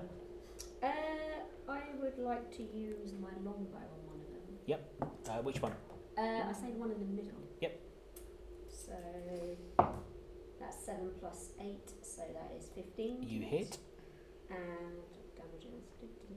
2d8 plus 5. So that's 8. 4, which is 12, plus 5 is 17. 2d8 Yeah, 2d8 plus 5. for a longbow. Yeah. Oh, no, It's the longbow plus 3 that she's got. Oh, I think I've got an affinity to it, so I've got plus 3. It's 2d8 that he's... Yeah, it's normally 1d8 for a longbow. Oh yeah, it's 1d8, sorry, my bad. Damn it! But I've got 8 on the first one. That's bad. Well played, well played. Right, so how much damage was it? 8 plus 5 plus... Oh yeah, 1d8 plus 5, yeah, so 13. 13. Okay, so you draw your longbow and you shoot, arcing over the top of the bowl of blood, hitting the centre cultist straight between the eyes, and he goes down like a sack of potatoes, falling over backwards. Or forwards, or sideways. He's dead. There are 2 left. Okay, now it's my turn. So, unfortunately, you also rolled the worst stealth check Yes. when we entered the room. So, you are taken completely by surprise by the purple worm Okay. that appears beneath your feet. So we'll just put it in the space. Okay. next to you. If I've got pass without trace on, does that make a difference? Not for Natch 1, no, Okay. unfortunately. Okay, so it erupts from the floor beneath you. Sorry, Steve, sorry to interrupt. Just to remind everybody, You do have your inspiration dice. Okay. Cool. So that is armor class 21. Armor class Oh. 21? No, my armor class is 16. Yep, so I hit. So it comes up from beneath you, almost like a Jaws movie. Yep. Clamps its mandibles around your body. Can you make me a strength saving throw, please? Shame. Shame. 0. 18. Okay, so you manage to squeeze your way out before the jaws clamp down on your body entirely, so you're not grappled. However, it did capture you enough to do 5, 12, 13, 16, 23, 30 points of damage from a bite. I don't have a ring, so don't die, please. I've got some potions I can take next time. Okay, that's my go over. So there is a new combatant on the field, a large purple worm with huge yellow teeth with its mouth open. It's just one toothy, massive maw, quite capable of swallowing you whole. Next up, the cultists bug out, so they're going to double move. So the one with a scimitar escapes through a small fissure off the edge of the map here and is gone. That one attempts to make it by double moving as fast as possible, so 60 feet towards the same fissure.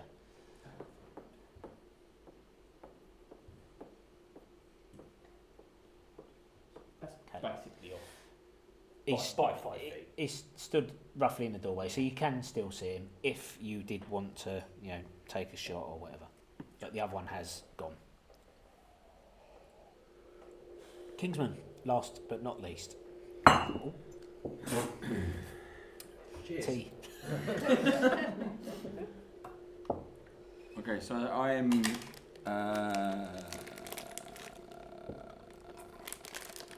I am standing here.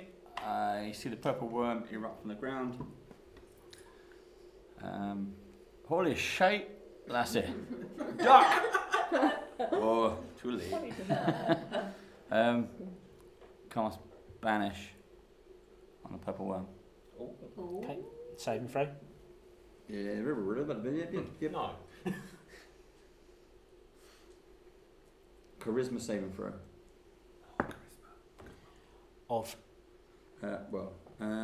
15, unless it, 15. so I rolled a natural 18, Ah. which converts to a 15. So it made it. Yay!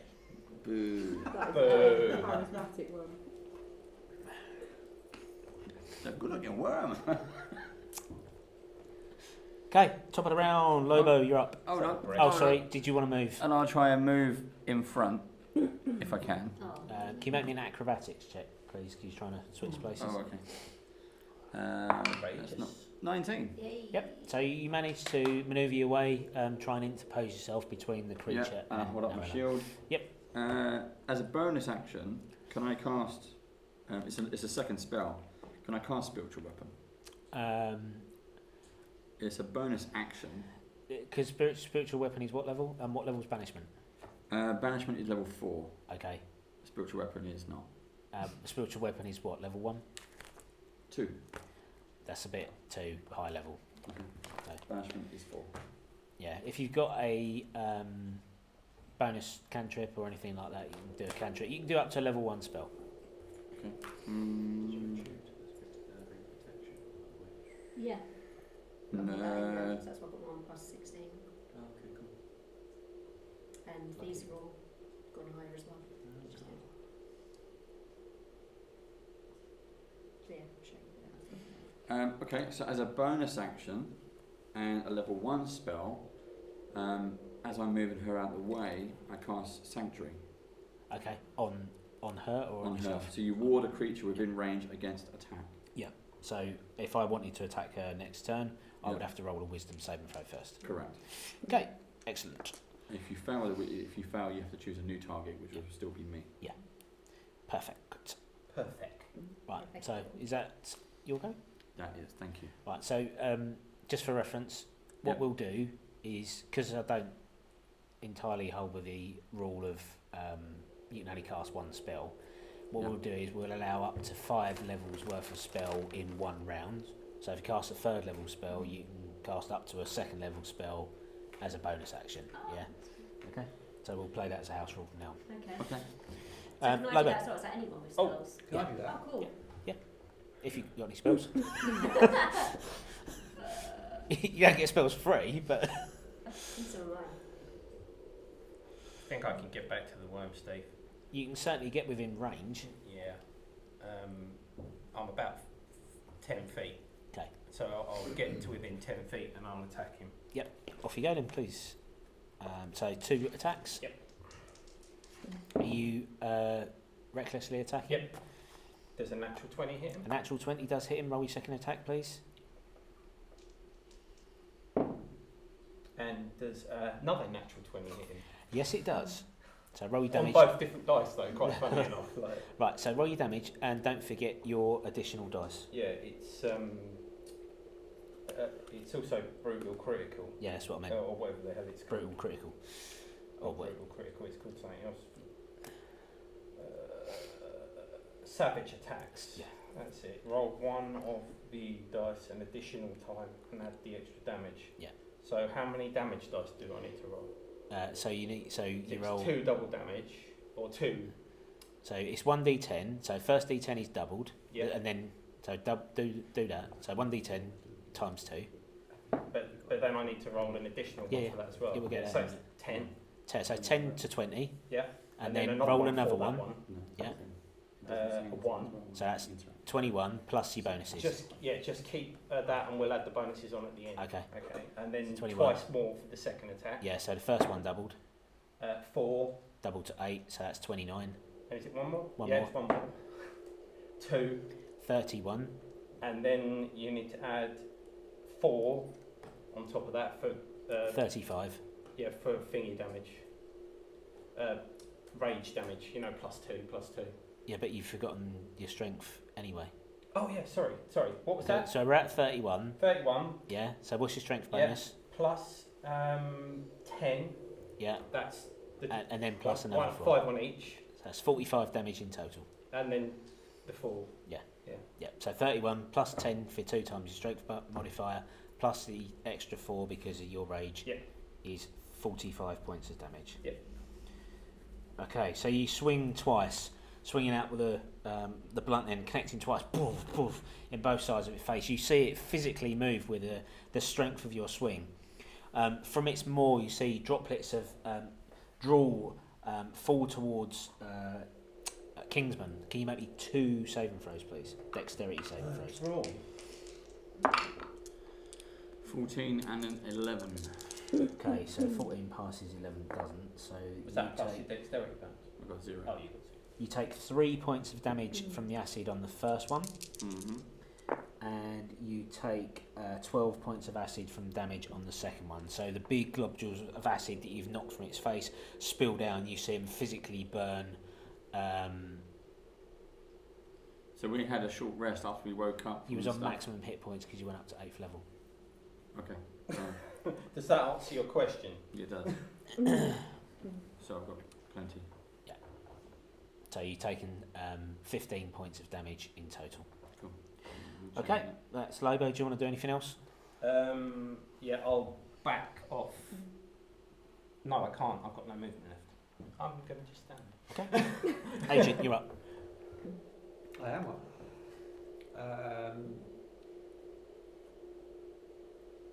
I can't really do anything. Your hands are free. Yeah. Your legs are free. Yeah. I can't. I've got no. You've got no equipment, correct?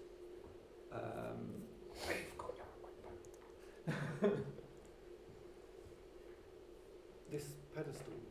Yep. It's got blood flowing out of it. Yes. It seems to be bubbling up from underneath and spilling over the top Can I plug it up or something? to stop it from coming out. Yeah. You could take your top off, Yeah. Do wad that up, and Yeah. try and plug it now. Yeah, Yeah. you can try it. Yeah. Okay, so that's your action. Do you want to move after doing that? No, I don't want to get close to anyone. It's going to splat me with acid. Okay. Can you just make me a strength check, please? See how far down the hole you managed to plug your shirt. 16. Yep. Okay. Fine. I think that's a yes. Who's I think it's a yes. guy in the middle, by the way? That's Merrick's. Oh, okay, fine. I always thought you were a baddie. Maelor, you're up. I see Kingsman and Noella getting attacked, or at least Lobo successfully attacking the creature. I'm filled with rage, but you know that my friends are being hurt, so I cast a cantrip to toll the dead on the creature. Yep. So can you make me a wisdom saving throw, please? I can. 14. And I pass Okay. nat 20. All right. So That's, no damage. Sorry. No damage because it's cantrip. Yeah, of course. Yeah. And that's the end of my turn. Okay, you do have access to the warlock spells and warlock cantrips Yeah. that you picked. Yeah. If you want to use them, you've obviously also you've got the wizard spells you had left over from last time. Yeah. So if you do want to cast a bonus action spell, you can. Okay. Good point. Bonus action spell. Good point. You can also give me your inspiration dice and make me re-roll the saving throw if that's what you wanted to do. That's what I always forget. Yeah, I don't have any bonus actions for my warlock spells, so you may re-roll.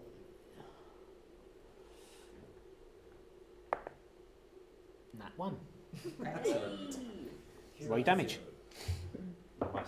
That's mine now. So 11 plus 6, 17 points of damage. With 17 points of damage. Powers activate. 2d12, because it's already been damaged. So. Yep. Okay, so you call forth a huge ringing sound that reverberates around the entire chamber. You see the creature physically draw within itself, and you notice one thing: it doesn't have any eyes. Obviously, being a subterranean creature, it must use its sense of hearing and maybe something to do with the ground shaking. in order to see. So the Toll the Dead has done quite a lot of damage to it.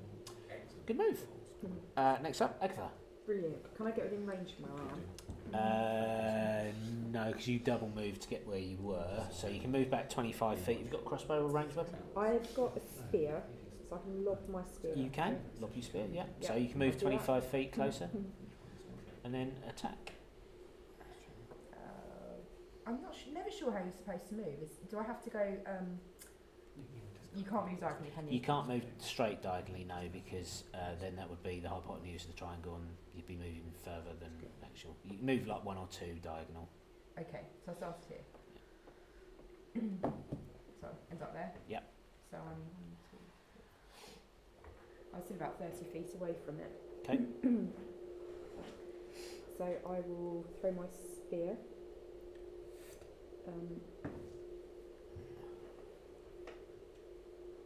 16 or 19?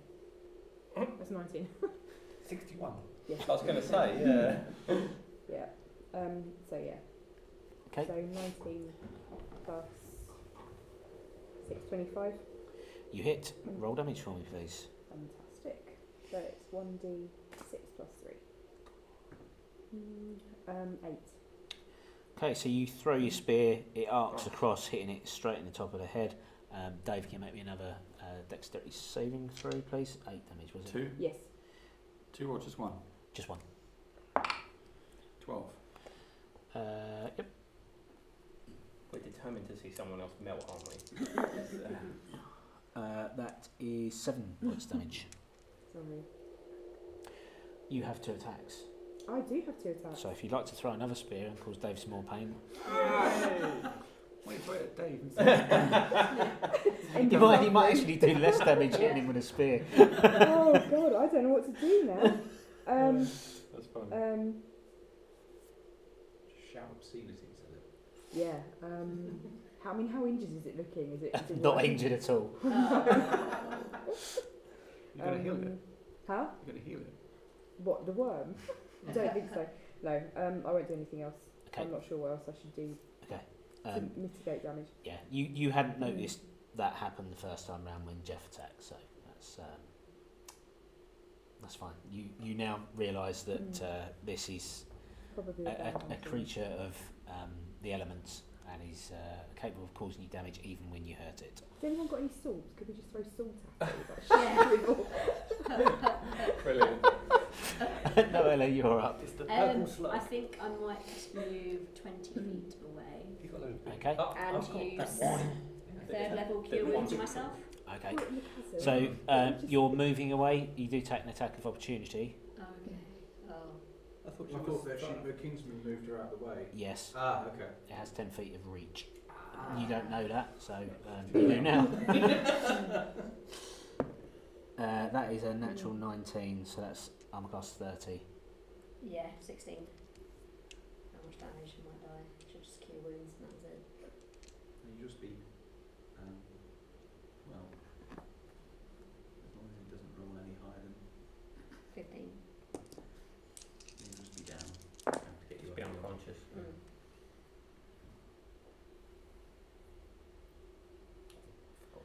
It's 45 points of damage. Yeah, that's me down. Death saves. Not yet. Okay, so you go to move away, but the creature reaches bodily over Kingsman, reaches over the top of his shield and strikes down on you, clamping onto your shoulder, and you fall to the floor unconscious. Okay, my go next. So it disappears into the ground. As it does so, both Lobo and Kingsman will get attacks of opportunity, please. Oh, shit. Oh, can I attack Rexley and have opportunity attack? Yeah, I think so. I don't think there's any specific. It's one of those ambiguous ones. New house rule, yes you can. Not a natural 20 this time, Steve. A You'll be glad dirty to hit. 20. No, a dirty 18. Okay, it's still enough to hit. Dave, what did you get? Well, now I'm level 8. I also get Divine Strike, so I can add an additional 1d8 Damage Divine dice. Energy. Yep, so you can do 2d8 with your battle axe or whatever. No, you don't. I still would have hit yes. anyway. If I hit. Which I don't. I'm happy to What did you re-roll. roll? 9. That does miss. I can re-roll it. Re-roll it, yeah. 13 plus 8. Is it hit? Roll damage for me, 30, please. 21. 12 damage. Okay, so you arc over with your chain, clonk it on top of the head as it disappears to the ground. Fortunately, this time it was far enough submerged that any acid that did come out didn't splash over Kingsman. So it disappears into the earth. So you did 12, was that right? Yeah, the last thing was 12, yeah. Okay, so it disappears through the ground, rising up again just behind where Agatha is. About there, Steve? Yep, perfect. Taking an attack on you, Agatha. It's floating in the space in between. Yeah, but Steve said they weren't like big fishes, they were just... That is a nat 1. So as it comes up, it completely mistimes and goes prone Does it belly flop? next to you. It does belly flop, Brilliant. yes. So it's now prone next to you. Oh. There you That cultist now bugs out of the room, so he's That off one. the table, please. Thank you. go. Welcome. And then Kingsman, it is your turn. You're Oh. not splatting me. Turn round over to Noella and cast Healing Word.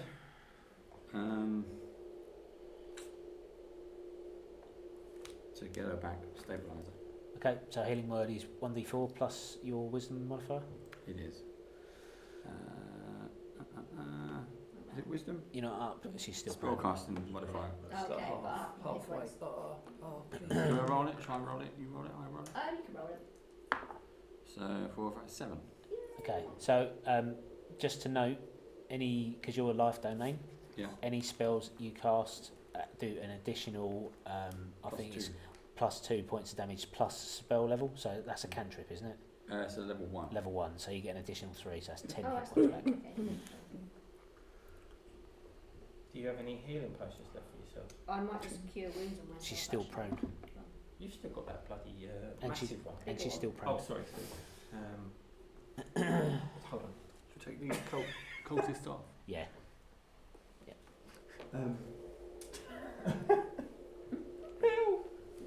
No, actually, we won't. Sorry. Oh.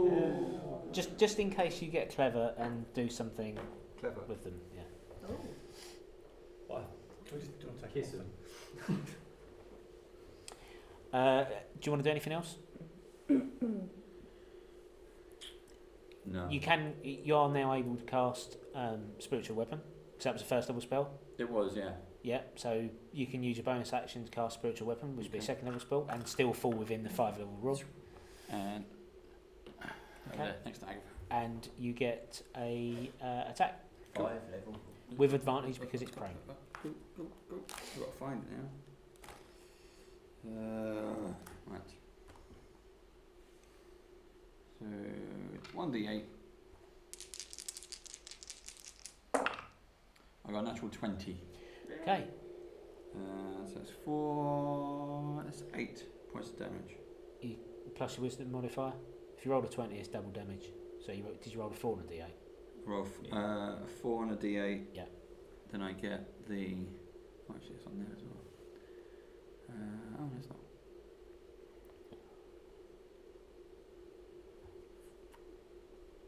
I do like D&D Beyond until it stops working.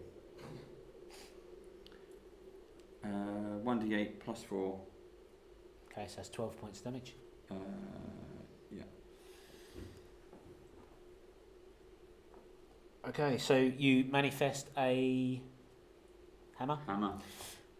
swinging down from above, bashing into the creature again because it's prone. The acid splash that appears manages to avoid going over Agatha. Okay, next up we have Lobo, top of the round. I'm going to make my way round 5, 10, 15, 20, 25, 30. Yep. Behind him and give him a smack. Twice. 16 plus 8 Is a hit. Roll your second attack, please. 13 plus 8. Is a hit. Roll your attack. Roll your damage, sorry. 2 plus 9 11 21 24 24. 23 in fact. I do apologise. It's going down. Okay. Stop down. Just that 1d8 plus 4, which was 12, but it was also double damage. That's Yeah, fine. you rolled a 4 on a dice. Yeah, So 4 doubled is 8, Oh, yeah. plus 4 is 12. fair enough. I'm losing the plot. That's all right. Okay, so you throw it down twice with your hook and chain. 2 meaty hits. You do get splashback on one of them. Make me a dexterity saving throw, please. Oh. Okay, I get advantage on that. That's fine. Does an 18 Yep. plus 3 make it? So you take 5 points damage. Is that halved? halved? Yes. Because you Pre-halved. No, that's 5 halved because you pass your saving throw, and then halve it again to 2 because you're Oh, 2. raging. Oh! Okay, 2 good hits. You look like you are doing damage now. It is looking showing signs of wear and tear. Agent, you're up. Does it look like any of them is carrying my stuff? Make a perception check for me, please. 21. Okay, so you see the telltale signs of your cloak Yeah. hanging out of I've got it. Agatha's backpack. Gosh, She does appear to be carrying 2 backpacks on, Yeah. on a second look. Okay, so the blood bowl that you've stoppered, Yeah. that it has now stopped overflowing. It has a still surface, but is still a bowl full of blood. I'm thirsty. Might come in handy.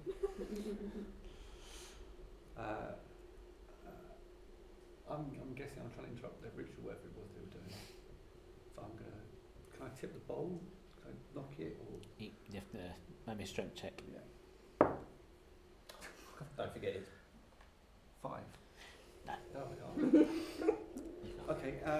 So I've done an action. Yeah, you've got your move and bonus I've action got my left. move, and I can dash if necessary. I want to go to here. Yep. Have they got weapons or any kind of? They've got daggers. Okay. I'll stay here for now. Maelor. I'm going to use my bonus action first, if that's possible. Yeah, to I'll do. Healing Light on Noella, Okay. within 60 feet, 2d6. So that is 7 points of healing for Okay. Maelor. Right. So you seen Maelor do something you've never seen him do before. He holds up his hand in front of him, and an orb of pure white light appears, and then a second orb appears, and he throws his arm forward, and they thrust out of his grasp and enter Noella's body, and you physically see like the teeth marks that were on her torso start to close up. Cool. So that was that. I would like also facing the now creature. Is it because with spells you don't get advantage? It's just standard. If it's a melee spell okay, attack, fine. you get advantage. If So- it's a ranged spell attack or any range attack, it's Sure. disadvantage. Okay, so just a standard saving throw then, please, again for the Tolden. Yep. 14 wisdom. Which I fail. Okay. So I'll keep that. 3 and 7, 10. 10 damage. So again, you call forth a dull sort of bell sound that fills the cavern, causing the creature to writhe about physically on the floor in pain. Agatha, you're up. I would like to cast Branding Smite and Yep. go at it with my mace. Okie dokie. If Roll I tape may, for me, please. please. It's got to move. No, No, it's I'm right next to That's it you. for once. 15 hit. 15 misses. Damn it. Second attack. Yeah. Hit it again. again. It doesn't burn off, so you haven't Do I, wasted should it. I have advantage on that though? Yes, you should. Okay. Sorry, yes, you should. Yeah, that's correct. Yeah. 16 plus 22. Yeah, so it does hit. Yay. You do hit. Roll your damage. Fantastic. Yes. And include the branding smite, which is an additional. I can't remember what it is. Lots of damage. It's an additional 2d6. Okay. Yay, so it's 3, 7, 12 plus 15. Okay, so you cast the branding smite, and your axe erupts in flame, and you bring it down onto the prone form of the creature, and the flame passes out, running bodily over the purple worm, charring and opening up the wound as you strike with the battle axe. It was my mace. Mace, I sorry. figured it might make it bleed less. Acid everywhere. Okay, and then roll your second attack for me, please. That was okay. I still have advantage. You do. Good, because it's only one. 15. It's a miss. Okay. So this time you strike off the stone, create a bunch of sparks. Noella. I'd like to use Cure Wounds myself now. Yep. That's all right. So 3rd level, so it's 3d8 plus 3. So that is 6, 3, and 7. So that's 9 plus 7 is 16. Plus 3 is 19. Yep, so you get 19 health back. Okay. Do you want to do anything else? Am I allowed to do like a level 1 spell, did you say? As long as it's a bonus action. Um, Oh, and you can stand up, yeah. Oh, actually, no, I'll use my bonus action to stand up. There we go. Okay. Right, my go next. It's going to stand up, using half its movement. Yeah, Josh, thanks. Going to turn to you and attempt to chomp you in the I face thought it might do somehow. It's the right height. with advantage, Why? because Brilliant. you attacked recklessly. No, I didn't. I attacked with advantage because it was on its knees. Oh my god. Lay it down again. Get on the floor. And we struggle on to the next person in the game. Can we Kingsman tickle its stand. belly? You can tickle its belly. You could train it if you like. For all the good it's doing me. Kingsman, you're up. If you want to take your attack with the spiritual weapon first, you can. Let's do that.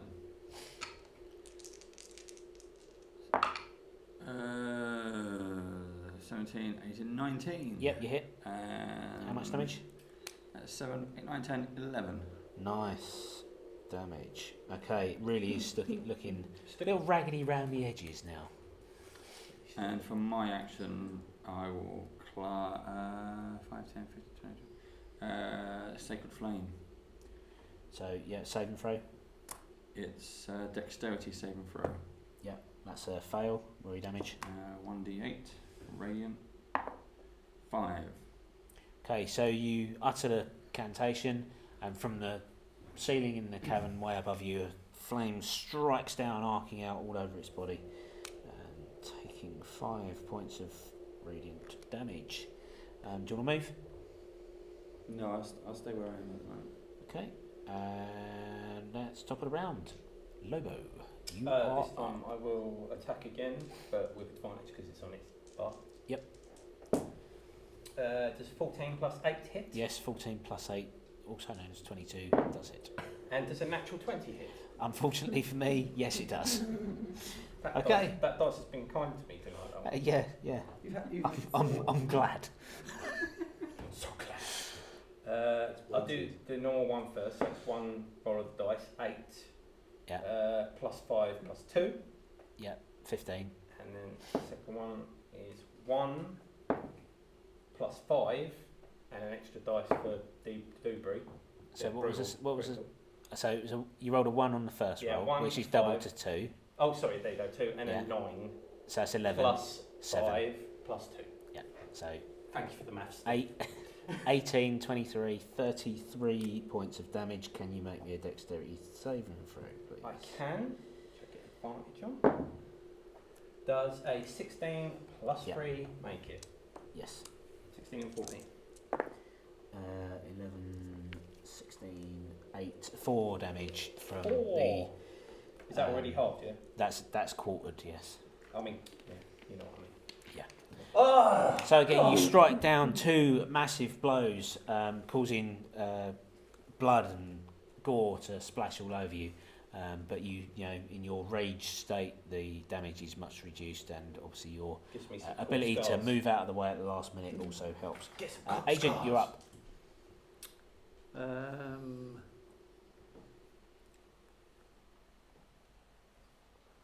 Would picking up a dagger off a dead body count as a... I'll give you that as a bonus action. I pick one up then? Yep. I step over to it. Yep.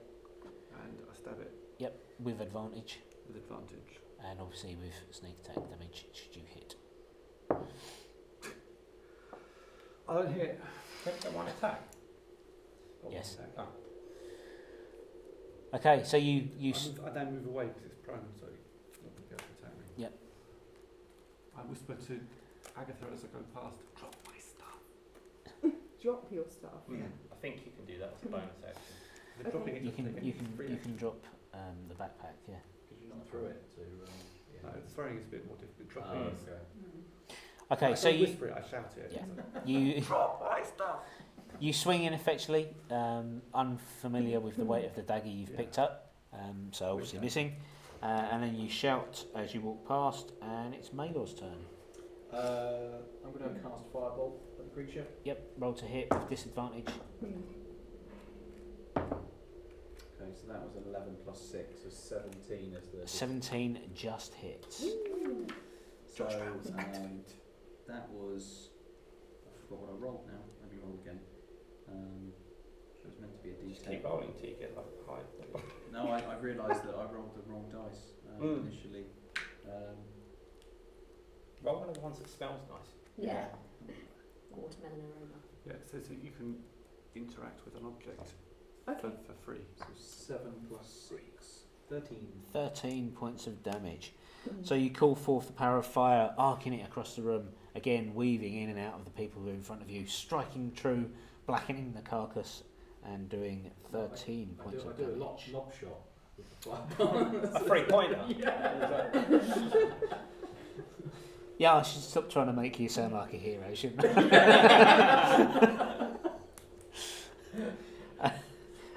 Agatha, you're up. I drop the agent stuff Okay, as a free action. as free action. I'm going to hit it with my mace again. Yep. I think, but I'm not going to expend another spell slot. Okie dokie. Hit it with my mace. So you get to attack, so and with advantage. Why do I get disadvantage again? Is it because all the poor people are in the way? No, it's because it's prone Oh, Ranged attack. okay. and it's a ranged attack. Hi. Enter Josh. And it's me. 23 hits. You hit with 23. Roll your second attack, please. Might as well get both of them together. 19 hits. 19 hits. Roll damage twice. Okay. So we've got 2 lots of 7 In total. in total. Yeah, In it's total. 14. Okay, so you.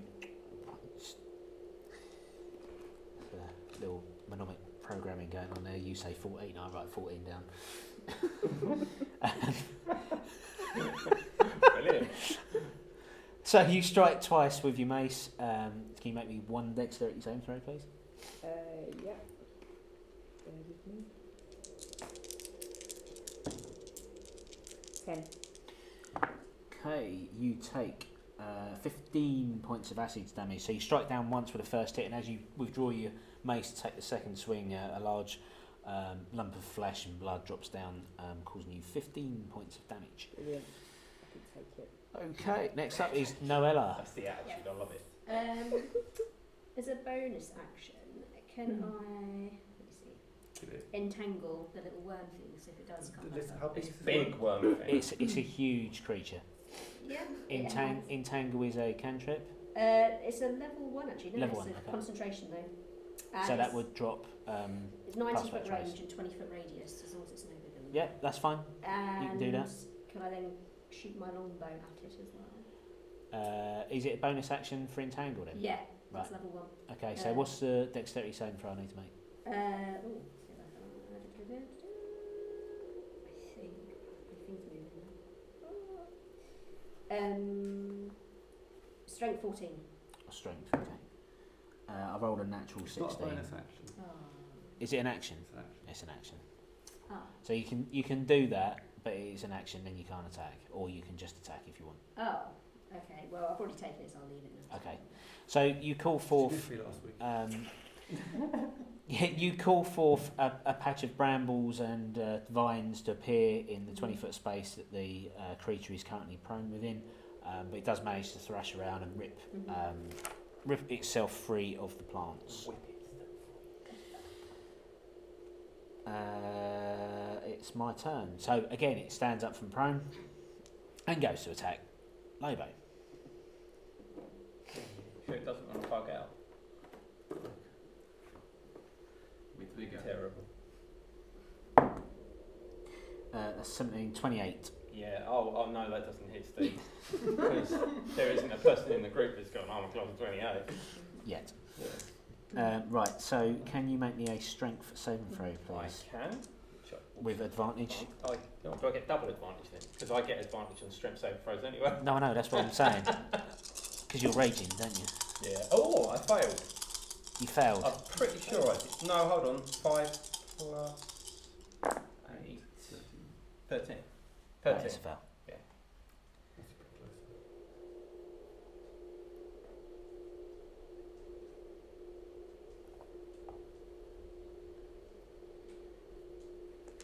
Right, you take 44 points of damage, halved to 22, but you are now stuck within its jaws.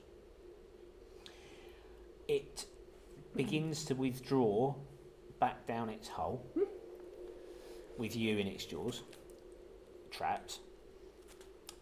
You, Agatha, get an attack of opportunity. Oh my god. I'm Okay.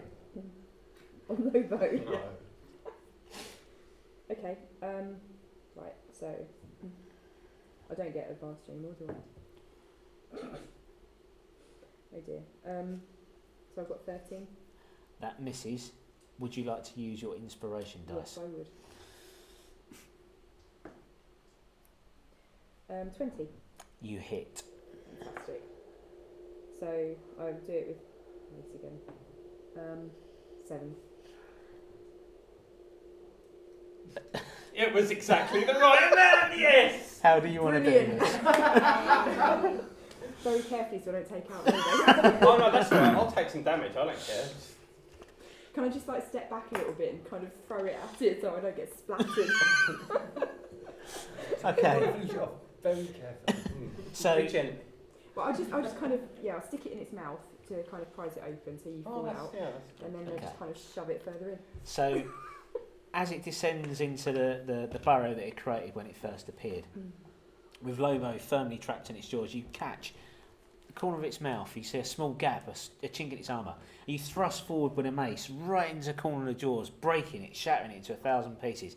The jaw opens limply, and Lobo is able to claw his way out before the entirety of the body of the purple worm disappears into the blackness beneath your feet.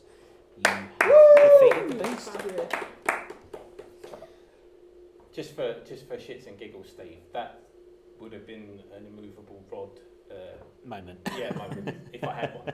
Yes, but you don't. Yeah. Okay, do you want a quick tea break? Bio break, and then we'll come back to it. I'll explain in a sec. Okay. Fine.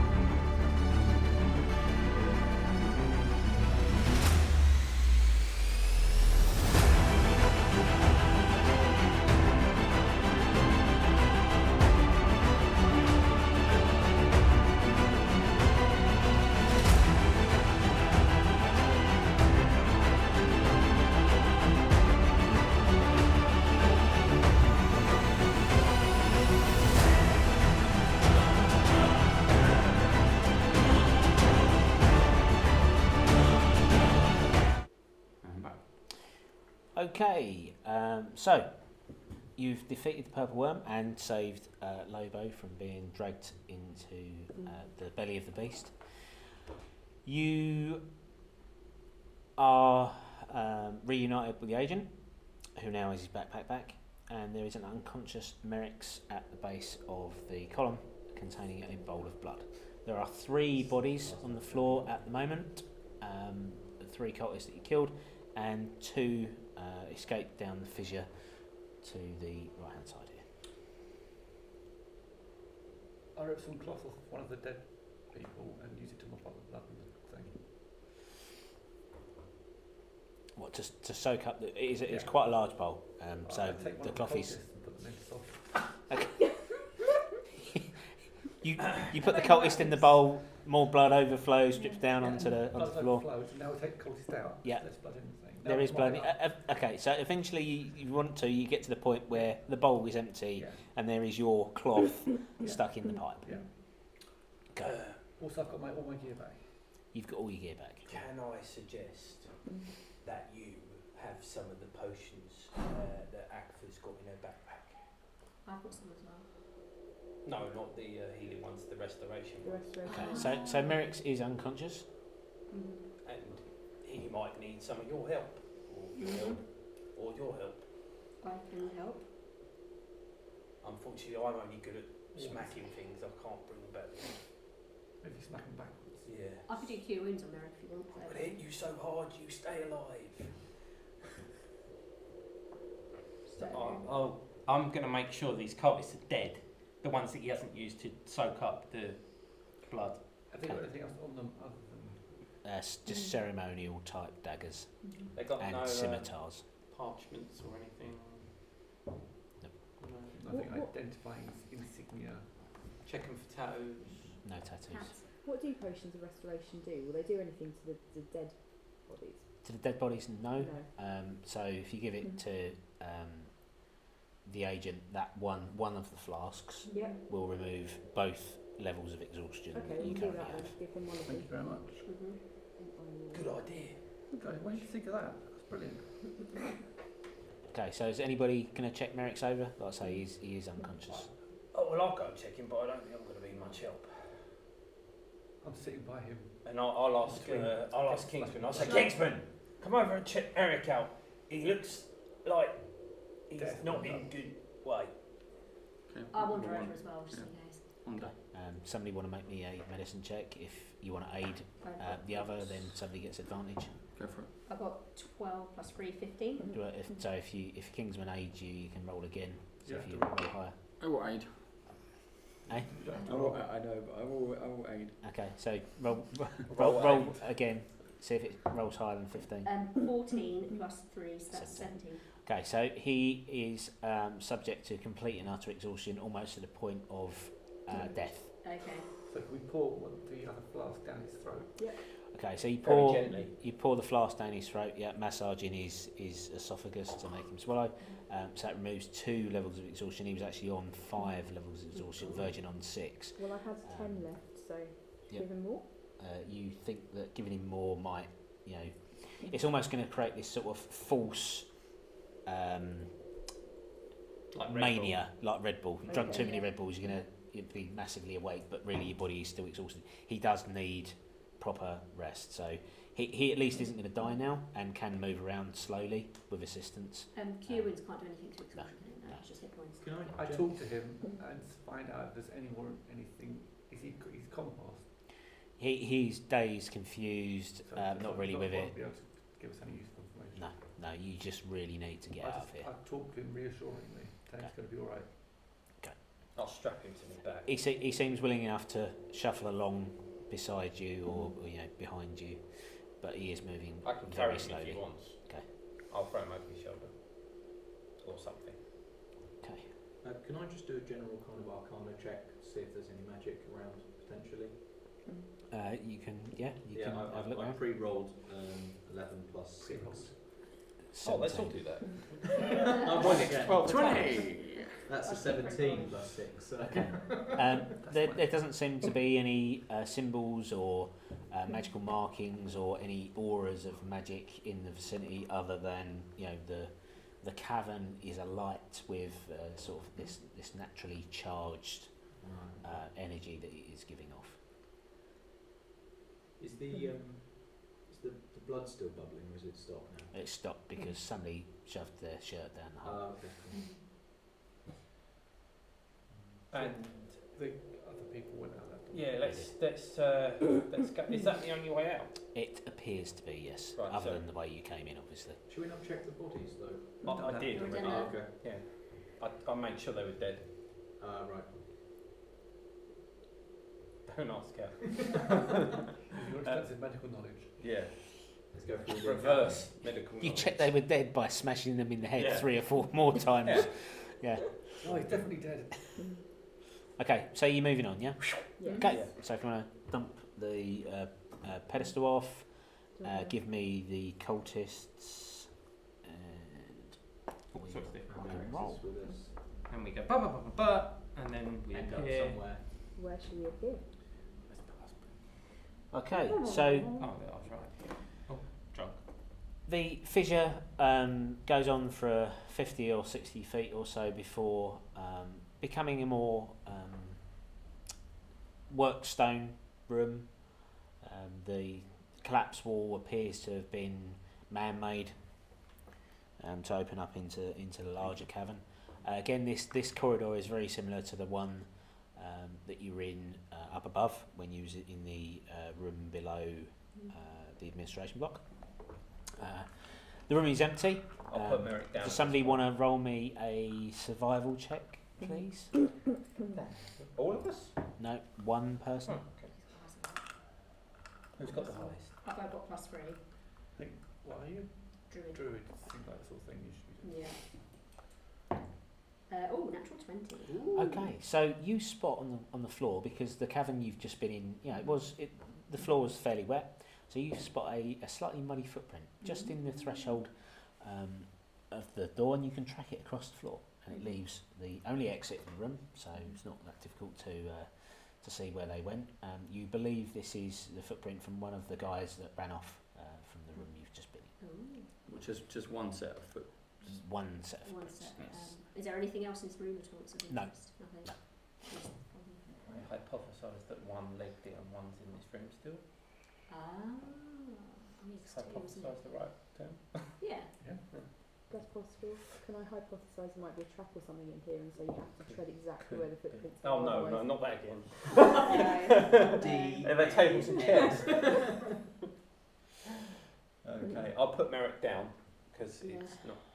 He can walk I mean- like half speed, can't he? If Yeah, one of you these people come out, I can charm them. We can- And can I poke my head round the corner? You can Have a look. roll me a perception check, please. 1 or 2? One. Just one. No, I cannot see there's even a room. Well, it's not a 1, unfortunately. I don't believe I'm blind, but Okay, so you don't spot anything in the room. yeah. Look, it looks clear to me. Should we walk on? I think so. Okay, so you cross the room, leaving corridor exit. Okay, you find yourself in a 10-foot wide corridor. Yeah. It slinks around. You continue following the tracks. When you get to the crossroads, please make me another check. Is this just general perception? No. No, it's in Survival. survival. Oh, 5.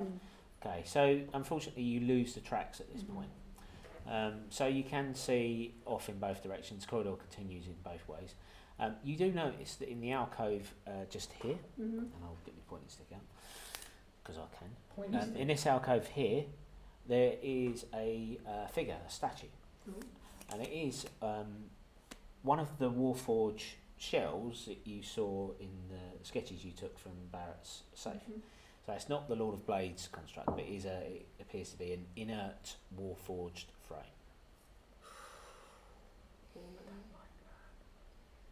Is that stairs, Steve, or is that just the end of a corridor? It's just a dead end. Then or what appears to be a dead end. Can I cast my unseen servant? Yeah. How long would that take me as a one? Well, it's a one-action spell, but Yeah. it didn't say. So it's a 6-second spell. Okay, cool. I'll cast unseen servant. Okay. So my servant Jeeves will appear. Okie dokie. Or not. I'll just use a triangle. Yeah, use a D4. Triangle. What would you like D4. Jeeves to do? I would like Jeeves to go up to the construct. Yep. And just Polish it. Yeah. I just Bit of dust. examine. Just I think it just could examine, interact with an object. So just simple tasks a human servant could do. Just literally just looking at it. Okay. And potentially just give it a general kind of. Okay. So it You know. looks at it, it reaches up and taps on the frame and moves the arm. It's It sort of- seems I think pliable. this is It doesn't react in any way. Okay.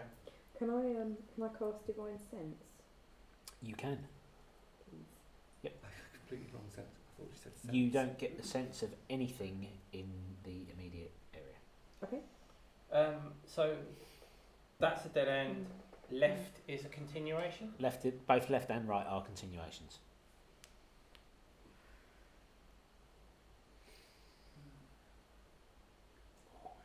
Is there any noise coming What's from our this roll end? again? If I do a Only a perception check, Always go please. left first. So that is 7 plus. There is no Four. noise that you can hear. Okay. Well, that was 11. So yeah. Okay. Yeah. So which way? Left or Left. right? We could go down a little way up one of the corridors and try and find any tracks. Can I send my unseen servant down the left?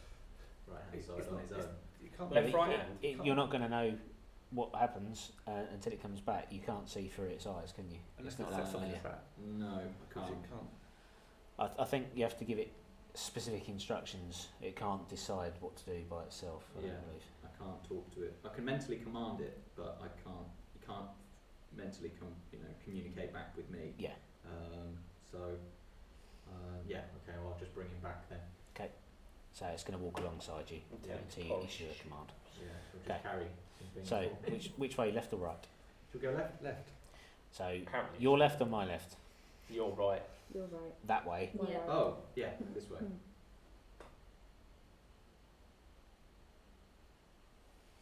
Okay, so the corridor continues, again winding around, coming to a T-junction.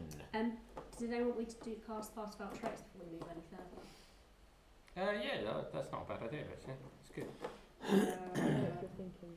So yeah, Part of Our Trace.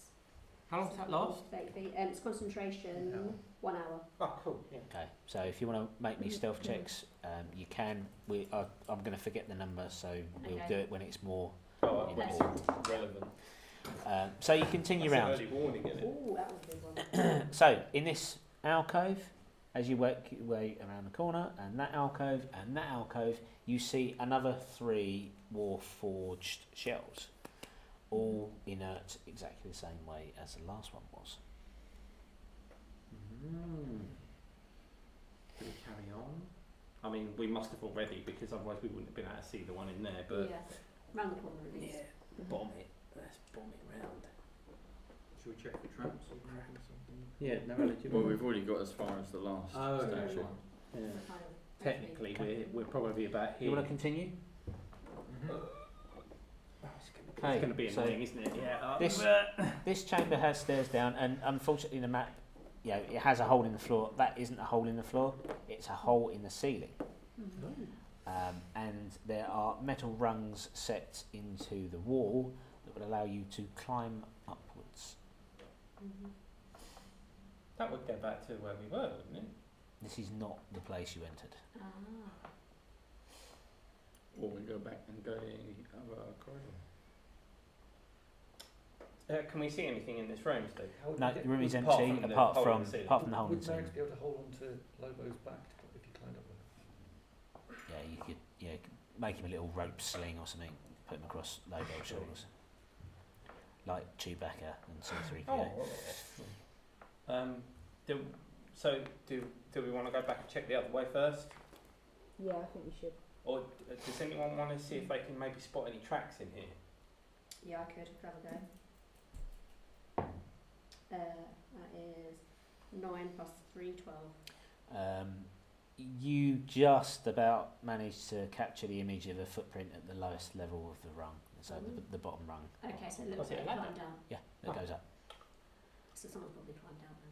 Oh, so I go to the bottom of the ladder Yeah. and look up. It goes beyond your sight. Ah, so I it's go- on top. Josh Powers activate. Yeah. Okay, so Josh goes to the bottom ladder and can say that it opens up into a room space about 100 feet above you. Can he see anyone? Like No. anyone's arse? No. Just going up the I ladder. mean, I'd have to drop the pass without trace, but I could change into like a bird and fly up there. I'm not sure if it's worth It would be difficult for you to fly up as a bird it. Okay. because it's quite a narrow tunnel. So the way a Ah. bird would elevate would do a spiral, and it wouldn't Yeah. be wide enough for you to do a spiral very easily. Unless you changed Spider. into a humming. Yeah, you could do it as a spider, Spider. Yep. Okay. or if you wanted to, you cast spider climb. I was thinking that actually as well. Okay, I'll drop pass without trace. We don't want to check the other way first. What are we doing down here, by the way? Trying That's to gonna get out, I think. Get out, yeah. I think so. Well, we I could think check that's the other the way ace. and come back. That way, I don't have to compromise it. With a little bit of treasure hunting on the side. Yeah. Yeah, we'll check the Let's other go back and place. check It's the like other a way way. out. Mm. Yeah, Mm. because we don't know what's up there. And Because assuming we don't get killed, we can always come back. at Yeah. least one of those people went this way. By the Yeah, looks but there's of still it. one more, isn't there? Mm. Okay, we'll check the other room and then come back to this one. Yeah, or do you want to just... What do you want? Depends, I have to drop the pass without trace, so that's the thing. Yeah, that's why I'm thinking if we go check the other place, I suppose Yeah, then you won't have to. compromise will you? it, yeah. We'll check the other place then, yeah? Check the other way Yeah, first. we'll do that. So you make your way back down the corridor, Just to annoy Steve, so he has to Yeah. keep changing passing maps. the alcoves, No, actually, we go back back up. to the T junction, and this time you head south, and it opens up into another room. Now, this room is not empty. Ooh. At the back of the room here, and sorry I don't have one, there is a sarcophagus, the lid of which is slid to the side and smashed upon the floor. There is a large, from the pieces, a large crack, and it's broken on the floor, but you can still make out the distinctive seal and symbol of the Kenneth household. There are also 2 pedestals next to these columns, here and here, that are empty. Can we tell what would have been on them? Well, they're the same style of pedestals as the One with the bowl on. things that. So there's in the alcove is a Warforged frame stood on a pedestal. It's the same style of pedestal as those Warforged frames. So Oh. I suggest there's some more forward one. Oh. Is Merrick's with us enough to be able to tell us whose tomb that was like to be? I want to know. I No. want to ask him if it's his grandfather's tomb. Granddaddy. Merrick Senior, maybe. He squints his eyes at you when you mention Merrick's Senior and says nothing else. There's also the other, what's his brother called? Oh, It's not SC, is it? Starin. His head flicks round at you when you say that, but he remains silent. Can he talk? Do we know? You don't know. Does anyone mind if I He's, take a he's punch? barely conscious, to be fair. Sure. Just I'll in let case. him know. Is that right? If you want to investigate the sarcophagus, you can. Yes, I think What that's is a it, very good Steve? idea. 2d6 plus. 2.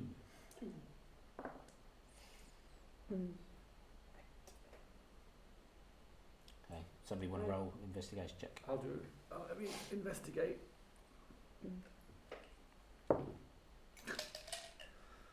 11. It's the wrong sarcophagus, you want that? Oh, that's a... Investigate. Oh, we're in the room now, are we? Yeah. We've definitely gone in the room, yeah? Yeah, we're in. Oh, we could check what do the... you I got We're rolling investigation. That was, 19 plus 3, 22. Okay. Keeping So, my eyes open as um, these lot are checking the you check around inside. Yeah. There is rubble, dust, Mm-hmm. that sort of stuff. You don't find anything of interest. Should we exit? Or do we... Well, Can we just have a look at the pedestals? I mean, is there like indentation where feet would be or something? Dust So around what you do footmarks. notice is, yes, the stone has aged around the periphery, and there is two clear footprints left behind where the stone has remained its original sort of light grey ash colour, and the rest of the stone has darkened over time. So whatever was stood there has now gone. And it's not in this room. Can I tell by looking at the stone sort of roughly when it might be from because of my knowledge of stonework? Yeah, okay. Make me a history check. Do we think that someone inside the sarcophagus came back to life and pushed the lid off? Or was it raided by somebody else? Oh yeah, treasure. No idea. Can I investigate the pedestals to see if they might be pressure sensitive at all? Yeah, you roll me an investigation check. Well, I 2 + 6, so I just tap it Thrash and have them. no clue what I'm It's, doing. there's no mechanism that you can find. Is there anything else in this room to indicate who was the occupant? No, just the large seal on the top of the sarcophagus lid, which is obviously now cracked and broken. Does it look like it was broken into or broken out of, I wonder? It looks like it's been slid across and then fallen to the floor and shattered, because the pieces are all off to one side. So it's not been broken into from the top. Oh, it's Yeah, it's inside. been pushed off. Yeah, whether from inside or from outside. We There's don't know. scratches on the inside of the lid. There's no scratches on the inside of the lid. Anything Right. else inside the sarcophagus? Sorry? Anything else inside the sarcophagus? That's a good question. Potentially there's two warforged things walking around And an somewhere. undead bloke. Hmm? And some And undead bloke. something that came out of the, whether that was alive or dead or Has it been used for put something. into a Yeah. warforged tray. Might have dried it out and used it for firewood. So should we go back to where we were then? Yeah, go back to little The ladder. ladder. Okie dokie. Wow, I'm So just you make your way out of the room, back Nothing's down the there. corridor, back down the the alcoves are corridor, empty now. back to the room. Yeah, with the alcove And- empty now? The alcoves are still full with inert warforged. And you get back to the hole in the ceiling, and who is going up first? I'll go up first. Okay. Why not? So I'll go up second. Have you got your boots on yet? Yeah, I you don't know, got can I have extra my boots speed. on? you haven't taken a short rest yet. No. You can take a short rest if you wish, and then you can attune to your boots. You can Okay. also use short rest to gain any hit points back. Yep, Yeah, definitely. Yeah. let's do it. So Does Mhm. Merrick's recover? not from a short rest, no. It's a long rest to remove any exhaustion. Steve, I'm going to use What is this two thing? hit dice. So, when you do a short rest, you have a total of 8 hit dice, and you can roll 6 to 1 d10 plus 4. So, you could roll 3 2010s, that would be effectively 3 d10s plus 4. But what does Yeah. that number do? It Just your pool just with adds your adds on to your hit Back points. back. So did you lose any hit points? Yes. So I Yeah, thought I was okay. recovering them, but then you can increase them during a short rest. So during a short rest, what it'll allow you to do is you can select how many hit dice you want to roll. So Yeah. as Josh was saying, you can use like 3d10. So you roll your 3d10, whatever number that is, you add 4 to, and that's how many hit points you recover for that short rest. Oh, okay. As opposed to recovering all of them. Yeah, you don't recover all of them until you've done a long rest. Right. Okay. I'm confused because the recover thing turns up when you. When you It's do a a short short rest. rest as well, yeah. Hmm. Yeah. That makes sense. And then Okay. just select how many hit dice you want to use, and then there's like squares, you know. Right. Okay. You should have 8 squares, so you can use Yeah. up to Yes. 8d10. Okay. Okay, so you take a short rest. Those of you who have items that you need to attune to can now select that option in D&D Beyond. So Lauren, you can click it for your Mhm. Ring of Protection. So you should now get the bonuses to armor Oh, class yeah. and saving throws. That's cool. You'll be able to attune to the Teton Warrior. Yeah, interestingly enough, it doesn't have an attunement. Did Doesn't you it? have to do it properly? Teton Warrior, It's just- select it, Yeah, I have select. Oh, hang and on. then attune. Yeah, sorry, I had to put it in there. Rookie error. So you should now see Tensor's transformation appear on your spell list. Yeah. And for your boots of speed, Yeah. they What do I do the have to same. do? I go to equipment. Tune. So you click on the item, Make them click active. attune. So say, do I remember the incantation yet? Shall I do a I'll let you roll me an intelligence check, straight intelligence check. Ooh, It was slightly curved. I'll do that again. should have That's left it. So intelligence. That's a 3 plus 3, so 6. So yeah. Unfortunately, attuning to the item does reveal the code okay. words. Damn it. Okay. It's edged in the I think, to be fair, it's even in the description of the item, so you could read it off of D&D Beyond. Oh. Is actually.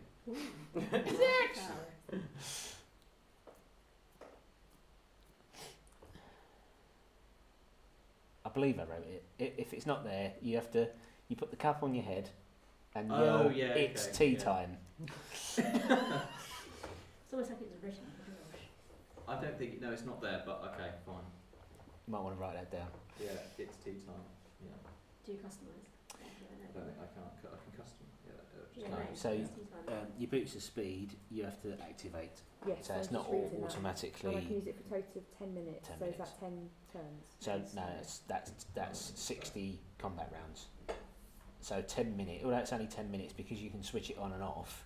That actually will probably see you for most combat during the day, because I mean it's rare that we go beyond sort of 10 rounds, and 10 rounds is a minute. And you know, if it's going to 10 rounds, then we probably wouldn't have more than Am 3 I of those supposed fights to a keep, day. I'm not supposed to keep track of this, am I? Yeah. I am? Yeah. Right, okay. Okay then. Okay, so you take your short rest, you recover your hit points, you attune to your items, so you're now ready to proceed. So, Agatha, you're going up the ladder I first. am. So, you ascend the ladder. It eventually brings you out into what you believe to be the basement of a derelict church. Which side should we be, Steve? You should be over here. Oh, okay. So, the way up from the basement is these stairs over here. Somewhere like there. Okay. Yep, somewhere there is fine. So, as you arise into deep night, you see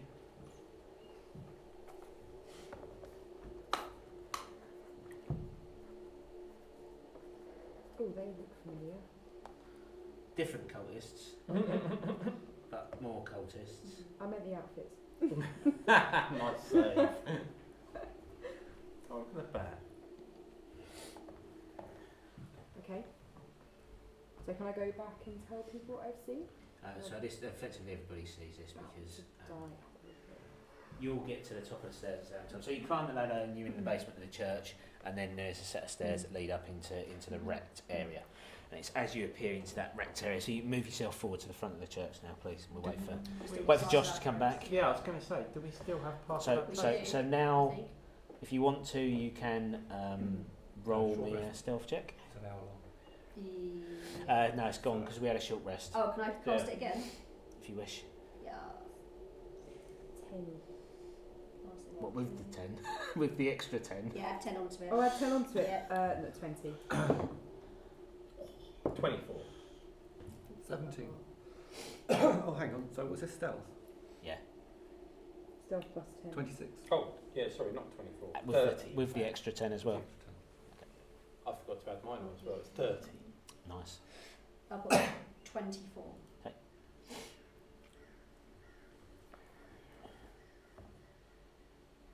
See if I can pick them off one by one by one though. Just They might not. Do it. You've got a wall These in the might way be the though. hardcore ones. Yeah, Might be a low wall. so that's a low wall. Good. So what you can see in front of you is the crypt over on the left hand side. There are a lot of smashed graves around, smashed coffins on the ground, stuff like that. The 5 cultists appear to be doing the same routine as they were doing downstairs. Their heads are bowed. They appear to be chanting some sort of Is there a blood? strange Yeah, language. is there There a is blood no fucking blood. anyone? There is no blood. Josh is taking the longest. You've gone for a poopy doo. Is it number 1 or is it number 2? probably a number 4. Josh, pinch it off for God's sake.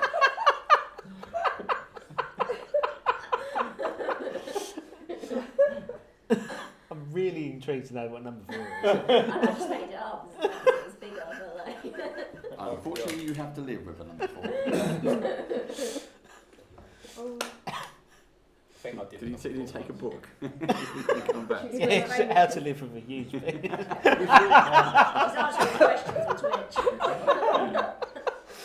He's on live chat. Just Just catching answer. up on questions. should we give him a round of applause when he comes back? Yeah, Yeah. okay, let's see if it does. The thing is, you can hear the hand dryer and it didn't go off. You dirty bugger, you didn't wash your hands. I did. We didn't hear the hand go off. dryer. Yeah, I did. They're dry. Yeah, he didn't wash them. Put the hand dryer on. My hands are wet. Oh yeah, it's wet there. Yeah, lovely story. Wet from what? Just peed on them.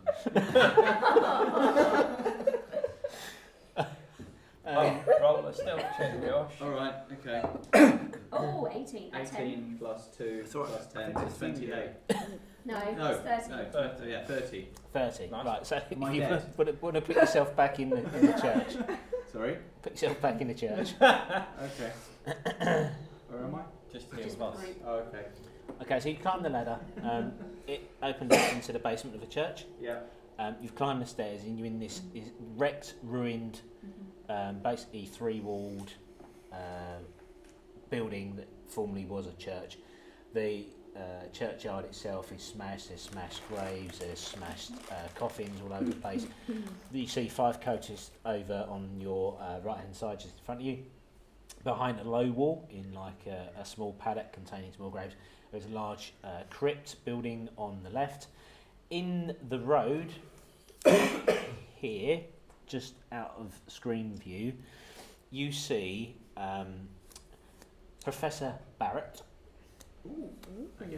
again, accompanied by two of the Warforged shells that you saw inert in the building below you, climbing into a familiar carriage.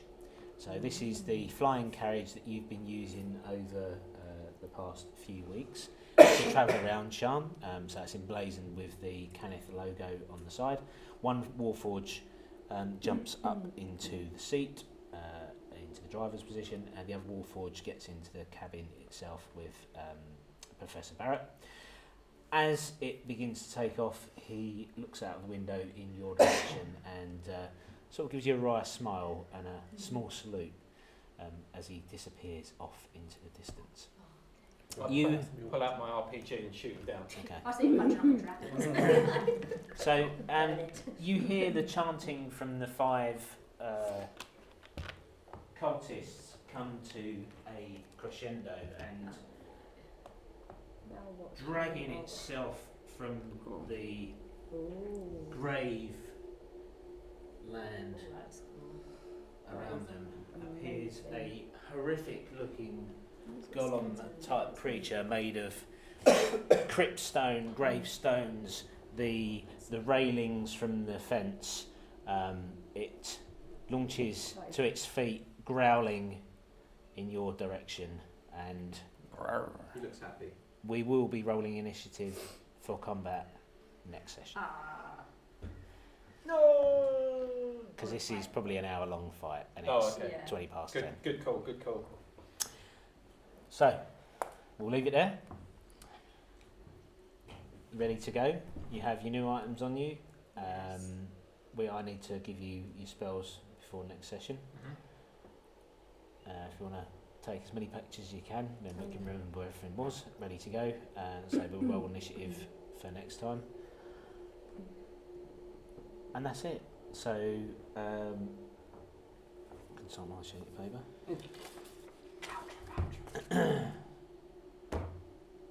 So thank you for watching. We'll be back in 2 weeks' time for the next episode where our motley crew of hydrangeas. You still haven't chosen a name for your group, so I'm going to choose it. Our motley crew of intrepid adventurers, now back up to 6 strong, will face off against whatever creature this is that the cultists have summoned from the gravestones beneath them. Thank you for watching. We've got lots of other videos, as we said earlier on in tonight's session. So what was it? We're up to about 50 episodes across many different campaigns. Storm King Sunder, two streams of Storm King Sunder. The Saltmarsh videos that go up on the alternate Fridays to this session, and of course this stream is also on YouTube. This is our 13th session, so next time will be episode 14. Yeah, soon going to hit the big 15. So thank you for watching. You can search for us on Facebook, Twitch, and YouTube using the Band of Badgers or D&D Badgers, and that's it. So goodbye for me, and Goodbye from us. Bye. Thanks for watching. thank you.